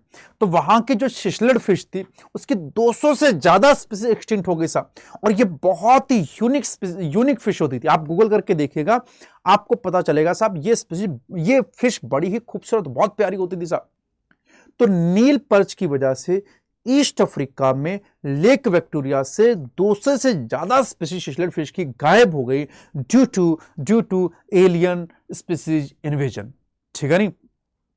इसी तरह आपने इंडिया के अंदर कैरेट ग्रास आपने देखा होगा, जैसे पार्थिनियम बोला था साहब, ठीक है ना, ये भी एलियन स्पीसीज का एग्जांपल। लेंटाना, पीले पीले फूल होते हैं, गूगल करके देखना, आपने खूब सूंघे होंगे साहब, ठीक। ये भी एलर्जी कर देते हैं, पॉलन एलर्जी। ये भी इसकी भी जो पॉलन्स होती है पॉलन एलर्जी कॉज करती है। वाटर हाइसिंथ, इकॉर्निया क्रेसिपास और जलकुंभी, इसको तो बहुत अच्छे जानते हो, टेरर ऑफ बंगाल कहलाती है साहब। मऊ कलर के फ्लावर होते हैं साहब। अगर छड़ी भी इसकी छूट गई ना, थोड़ी सी स्टेम भी छूट गई, पूरा तालाब भर देती है, इतनी स्पीड में ग्रो करती है साहब। ये सब एलियन वीड स्पीसीज के एग्जाम्पल है साहब, ये सब एलियन स्पीसीज के एग्जाम्पल है साहब। कौन कौन? नील पर्च हो गया, कैरेट ग्रास हो गया, लेंटाना हो गया, वाटर हाइसिंथ हो गया। और तो और साहब, हमने इंडिया के अंदर ना एक अफ्रीकन कैटफिश को लाके छोड़ दिया था अपने पॉन्ड्स के अंदर। अफ्रीका से कैटफिश लाए थे, नाम था कैरियस गिरिपाइनस साहब। इसको हमने खूब कल्चर किया, इलीगली इंट्रोड्यूस की गई थी फॉर एक्वा कल्चर। इसको लोगों ने खाने के लिए यूज करते थे साहब, ठीक है नहीं, एक्वा कल्चर में यूज किया जाता था, इलीगली इंट्रोड्यूस कर दिया गया और धीरे धीरे ये सारे पॉन्ड्स में पहुंच गई साहब। और इसने वहां पे जो हमारी इंडिजिनियस देसी कैटफिश थी वो खतरे के कगार पे ला दी साहब।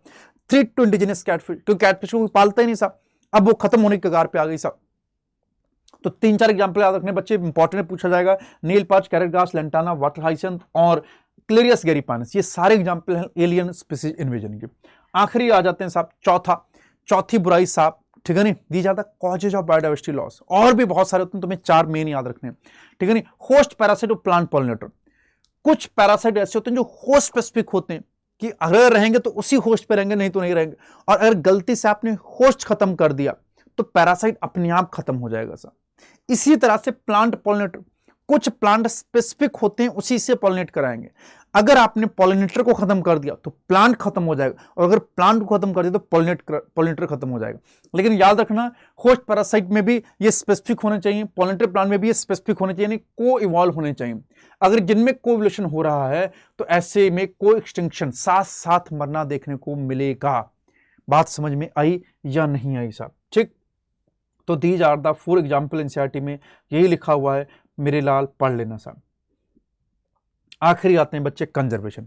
अभी तक बायोडाइवर्सिटी बताई, बायोडाइवर्सिटी होती कितनी, इंपॉर्टेंट क्या है साहब, कैसे कैसे कैसे वो बढ़ रही है, कैसे कैसे घट रही है साहब, लॉस किस रफ्तार से हो रहा है, कौन कौन से कारण है लॉस के।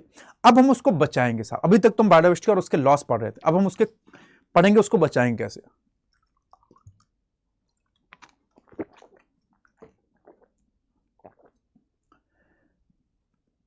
सबसे पहला प्रश्न आता है बच्चे, ठीक है नहीं, कि क्यों बचाया जाए। सबसे पहले आता है बच्चे कि क्यों बचाया जाए, ठीक है नहीं, वाई वी कंजर्व बायोडाइवर्सिटी। ठीक, वाई। अब वाई के दो आंसर हो सकते हैं साहब।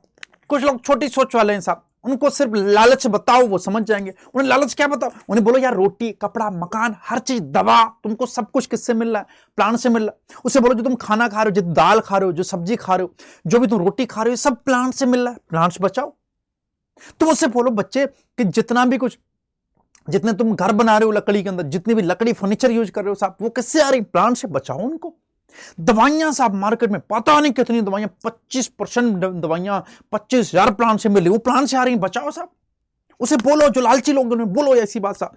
उन्हें बोलो जो तुम परफ्यूम छिड़क रहे हो किससे आ रहे हैं, प्लांट से ही आ रहे हैं, प्लांट के फ्लावर से निकाले जा रहे हैं साहब, ये स्मेल सेंस।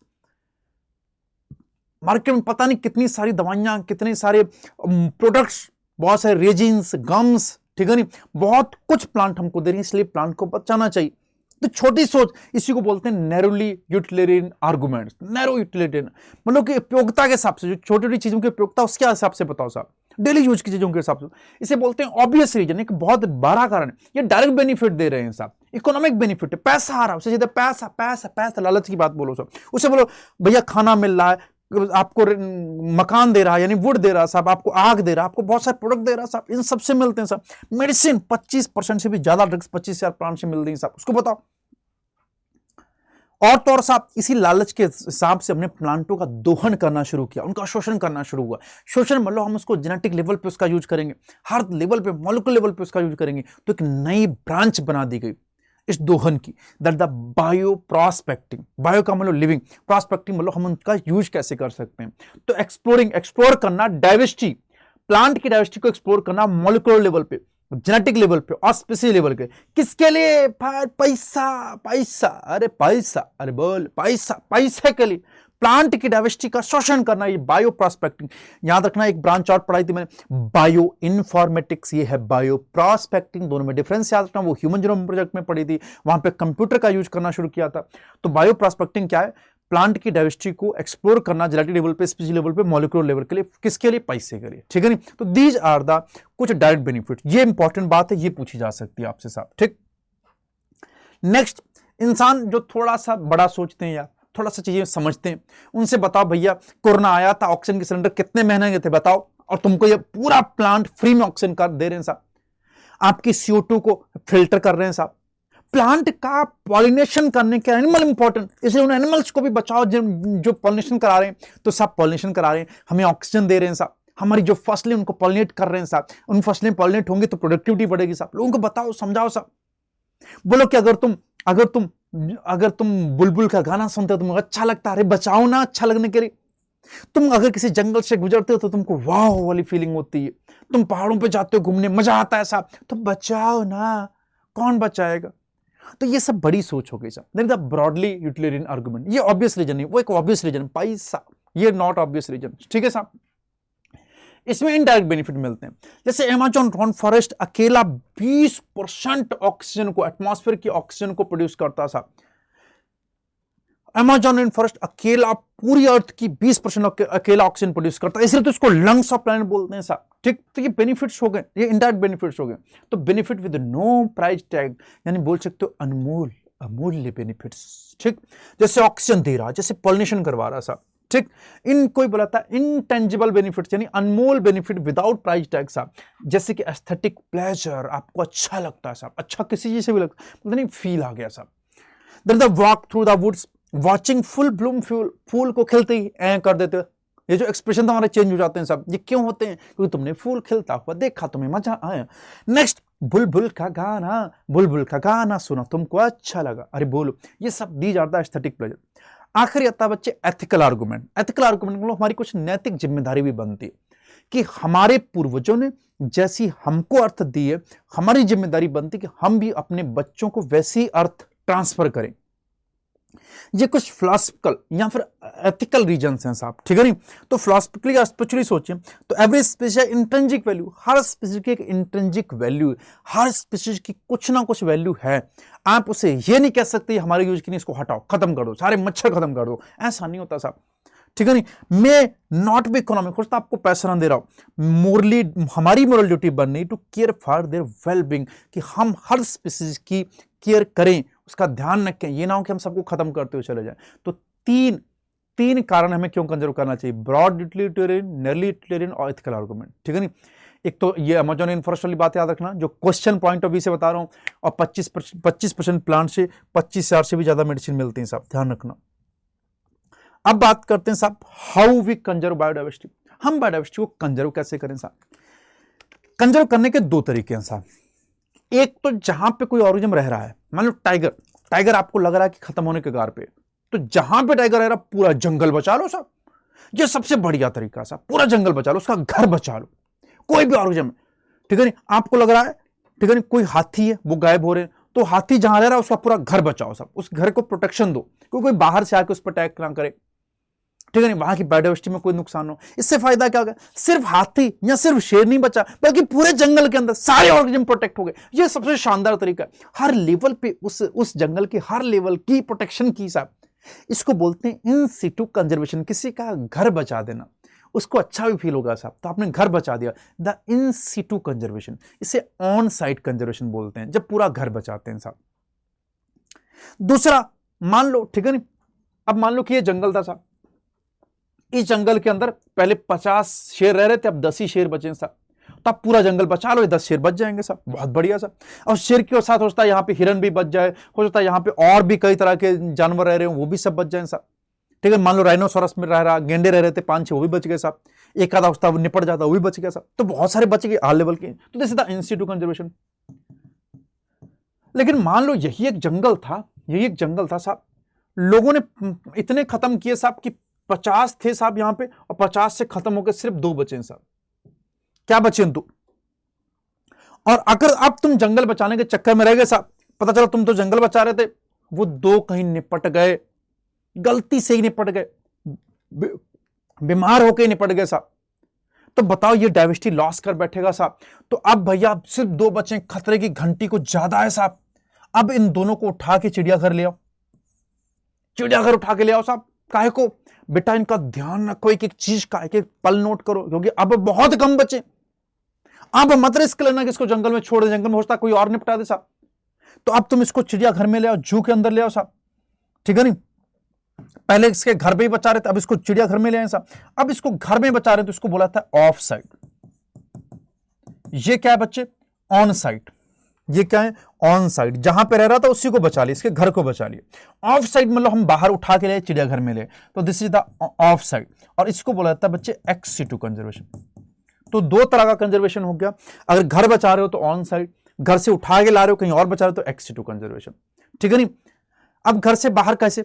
जैसे मान लो कोई एनिमल, उसके हम सीमेन को प्रिजर्व कर दें, मान लो एनिमल खत्म होने वाले कगार पे तो हमने स्पर्म प्रिजर्व कर दिया साहब, जिससे कि हम नए नए प्रोजेनी प्रोड्यूस कर पाए, तो दैट द वो क्या कहलाएगा बच्चे, उसको आपने उसमें रख दिया साहब, सीड बैंक के अंदर रख दिया, किसी को सीड को प्रिजर्व कर लिया, किसी के जीन को प्रिजर्व कर लिया, जीन बैंक में रख दिया। तो जितनी भी बैंकें जहां पे हम चीजों को स्टोर करते हैं साहब, वो सब किसका एग्जाम्पल होगा, ex-situ का, क्योंकि उसको नेचुरल प्लेस पे नहीं स्टोर कर रहे हो साहब, सीड को प्लांट के अंदर नहीं स्टोर कर रहे हो साहब, बल्कि उसको ला के आपने रोक रखा साहब, आपने पॉलन को स्टोर कर दिया पॉलन बैंक के अंदर। ये सारी बैंक के एग्जांपल किसकी हो जाएंगी बच्चे, ex-situ की।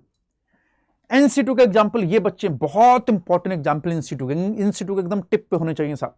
जैसे एग्जांपल कौन कौन, हॉटस्पॉट्स हो गया साहब, बायोस्फीयर रिजर्व हो गया, नेशनल पार्क्स हो गया, वाइल्ड लाइफ सेंचुरी हो गया, सेक्रेड ग्रुप्स हो गया, ठीक है नहीं। 5 एग्जांपल याद रखना, hotspot, biosphere reserve, national park, wild life sanctuary और सेक्रेड ग्रुप। हॉटस्पॉट की बात की जाए तो इंडिया में 3 है, वर्ल्ड के अंदर पहले 25 थे, फिर 9 और आगे, टोटल 34 हो चुके। नेशनल पार्क 90 इंडिया के अंदर है, बायोस्फीयर रिजर्व 14 इंडिया के अंदर है, वाइल्ड लाइफ सेंचुरी 448 इंडिया के अंदर है, सेक्रेड ग्रुप की भी मैं चर्चा करूंगा साहब। ex-situ conservation, of site conservation है साहब, ठीक है। यहां में लिखा protected whole ecosystem, biodiversity at all level is protected, ठीक। ये अगर एनिमल प्लांट थ्रेटेंड है तो सबसे तुरंत अर्जेंट मेजर इसी की, ये तब डिजायरेबल अप्रोच होगी। अगर कोई खतरे की घंटी में आ चुका साहब, मरने वाला है, इसके अंदर कौन आ जाएगा बच्चे, botanical garden, zoological park, wildlife safari park, cryopreservation, tissue culture method, in vitro fertilisation, seed bank, pollen bank, gene bank, field gene bank, aquaria, home guard, यानी जो ऑर्गेनिज्म जहां रहता है उसका नेचुरल प्लेस उसकी जगह से हटा दो, वो सब क्या होगा, ex-situ होगा, ठीक। सब पे चर्चा करूंगा सर। ये बहुत कंफ्यूज करता है बच्चे, wild life safari park, all wild life sanctuary, इसमें खूब गलत करते हो साहब। अगर स्टेटमेंट में आ गया साहब कोई एक भी तो तुम पक्का गलत करोगे। इसको तुम in-situ में कराते हो, कई बार इसको ex-situ में कराते हो, कई बार दोनों को in-situ में कर देते हो, कई बार दोनों को ex-situ में कर। तो बच्चे याद रखना ये ex-situ या in-situ कैसे याद रखोगे बच्चे, वाइल्ड लाइफ शब्द तो दोनों में कॉमन है तो वाइल्ड लाइफ छोड़ देना। अब सेंचुरी और सफारी याद रखना, सेंचुरी में n आता है तो n का मतलब in-situ, इसमें n नहीं आता तो दैट इज द ex-situ, ठीक, जरूर याद रखना बच्चे, ठीक। अब मैं एक एक करके बात कर लेता हूं in-situ कंजर्वेशन वालों की, ठीक। in-situ कंजर्वेशन में सबसे पहले बायोडायवर्सिटी हॉटस्पॉट की बात करता हूं।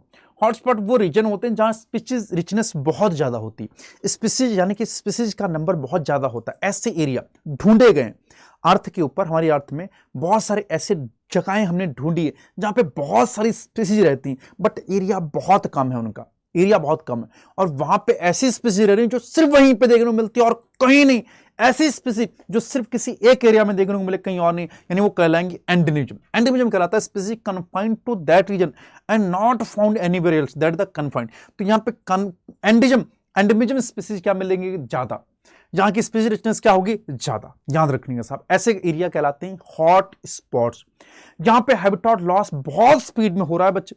अगर हमने ये 2% से भी कम एरिया को कवर कर रहे हैं और अगर हम इसको प्रोटेक्ट कर लें हॉटस्पॉट को, तो हम 30% स्पीसीज को एक्सटिंक्ट होने से बचा सकते हैं।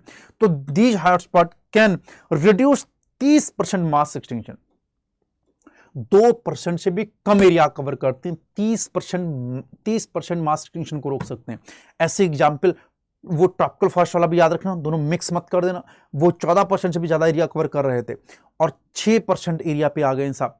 तो याद रखना, अगर ये 2% से भी एरिया कवर कर रहे हैं और ये 30% मास एक्सटिंक्शन को रोक सकते हो, यहाँ पे एंडेमिज्म ज्यादा, स्पीसी रिचनेस ज्यादा देखने को मिलती। वर्ल्ड वाइड पहले 25 थे, 9 बाद में डिस्कवर किए गए, टोटल 35 हो चुके हैं, 35 नहीं बचे 34, टोटल 34 हो चुके हैं, ठीक है नहीं। और दूसरी बात याद रखना साहब, इंडिया के अंदर ये 3 होते हैं, Himalayan, Indo Burma, Western Ghat and Sri Lanka. तो 3 है, Himalayan, Indo Burma, Western Ghat and Sri Lanka साहब।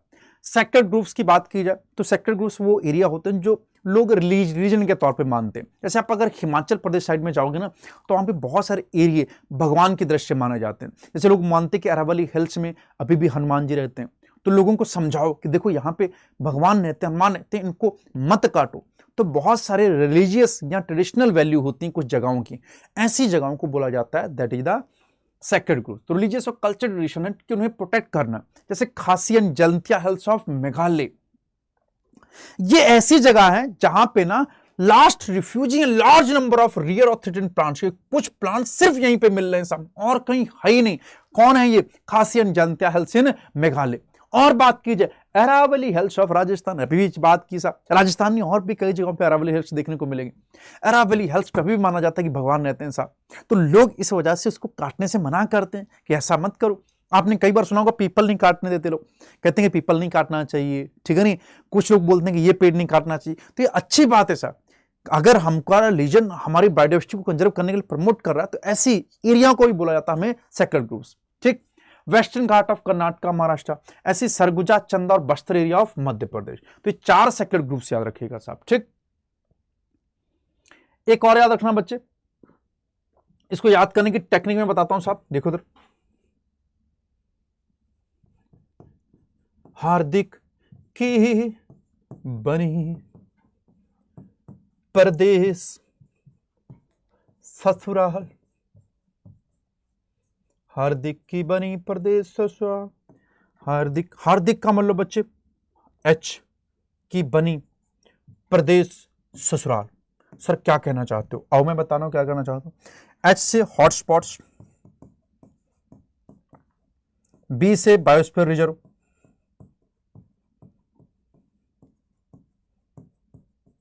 पी से पार्क, कौन से पार्क बच्चे? National park.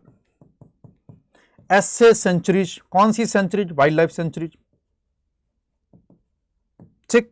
हॉटस्पॉट कितने बच्चे? सिर्फ इंडिया की बात कर रहा हूं, सिर्फ इंडिया की बात कर रहा हूं, इधर देखो, सिर्फ इंडिया की बात कर रहा हूं बच्चे। ये कितने बच्चे? 3, ये कितने? 14, ये कितने? 90, ठीक है ना। ये देखो साहब, ठीक, 3, 14, 90 और 448, ठीक है ना। 448, वाइल्ड लाइफ सेंचुरी कितनी? 448। अब अगर ये याद रहेगा तो पक्का, देखो एक तो इनको याद रखना, ये इंस्टीट्यूट का एग्जाम्पल है, दूसरा नंबर याद रखना इंपॉर्टेंट है, खूब पूछे जा सकते हैं साहब। दूसरा हिज में भी याद रखोगे, हॉटस्पॉट में। अच्छा, उसकी बर्थडे ससुराल बनी क्यों है हार्दिक की? हार्दिक की क्योंकि उसकी वाइफ रहती है साहब, वाइफ की वजह से उसकी बनी साहब, हिज वाइफ। अब हिज वाइफ को कैसे याद रखोगे? एस से याद रखना साहब, देखो इधर मैं इंडिया के तीनों याद करा रहा हूं साहब। एस से याद रखना बच्चे हिमालयन, एस से याद रखना हिमालयन। आई से याद रखना इंडो बर्मा, ठीक है नहीं। और एस डब्ल्यू, एस डब्ल्यू से याद रखना Sri Lanka and Western Ghat, and Western Ghat, ठीक है नहीं साहब। तो इसको ऐसे याद रख दो साहब, ठीक है नहीं। Himalayan, Indo Burma, Sri Lanka and Western Ghat. तो 3 हो गया हिज वाइफ। तो हॉटस्पॉट कितने? 3, बायोस्फीयर रिजर्व कितने? 14, नेशनल पार्क कितने? 90 और सेंचुरी कितनी? 448। भूलना नहीं मेरे लाल, ठीक। एक्सी2 में नेशनल पार्क के बारे में भी थोड़ा सा मैंने दे रखा है बच्चे। नेशनल पार्क को देखोगे ना साहब, इसमें 3 जोन होते हैं बच्चे, इस तरह से 3 जोन होते हैं। बाहर की तरफ ट्रांजिशन जोन होता है, फिर बफर जोन होता है, अंदर की तरफ कोर जोन होता है बच्चे। कोर जोन में ह्यूमन एक्टिविटी पूरी तरीके से रिस्ट्रिक्टेड जोन होती है। कोर जोन में बच्चे, कोर जोन में ह्यूमन एक्टिविटी पूरी तरीके से रिस्ट्रिक्टेड, नो ह्यूमन एक्टिविटी। ये बच्चे बफर जोन होता है, बफर जोन में लिमिटेड ह्यूमन एक्टिविटी हो सकती है बच्चे, थोड़ा बहुत आ जा सकता है लेकिन बहुत ज्यादा वहां पे अपना रायता नहीं फैला सकता है। बाहर की तरफ ट्रांजिशन जोन होता है, ट्रांजिशन जोन में व्यक्ति घर तक बना के रह सकता है साहब, ठीक है नहीं। ये ह्यूमन एक्टिविटी फुल्ली अलाउ होती है कहां पे? ट्रांजिशन जोन में, ठीक। बच्चे बायोडाइवर्सिटी को बचाने के लिए बहुत सारी, ठीक है नहीं, बहुत सारे सेमिनार, बहुत सारी मीटिंग्स हुई। उनमें से कुछ कन्वेंशन की बात करता हूं, जैसे हिस्टोरिक कन्वेंशन हुआ था बायोलॉजिकल डाइवर्सिटी पे, ठीक है, जिसे बोलते हैं अर्थ समिट, 1992 में हुआ था रियो डी जेनेरियो में, ठीक है नहीं। तो हिस्टोरिक कन्वेंशन हुआ था Earth Summit that the Rio de Janeiro में 1992 में। अब यहां पे बायोडाइवर्सिटी को कंजर्व करेंगे और sustainable utilisation of its benefit, उसके बेनिफिट्स का यूज तो करेंगे बट उसको बचाते हुए। ऐसी कस्में खाई गई थी इसके अंदर।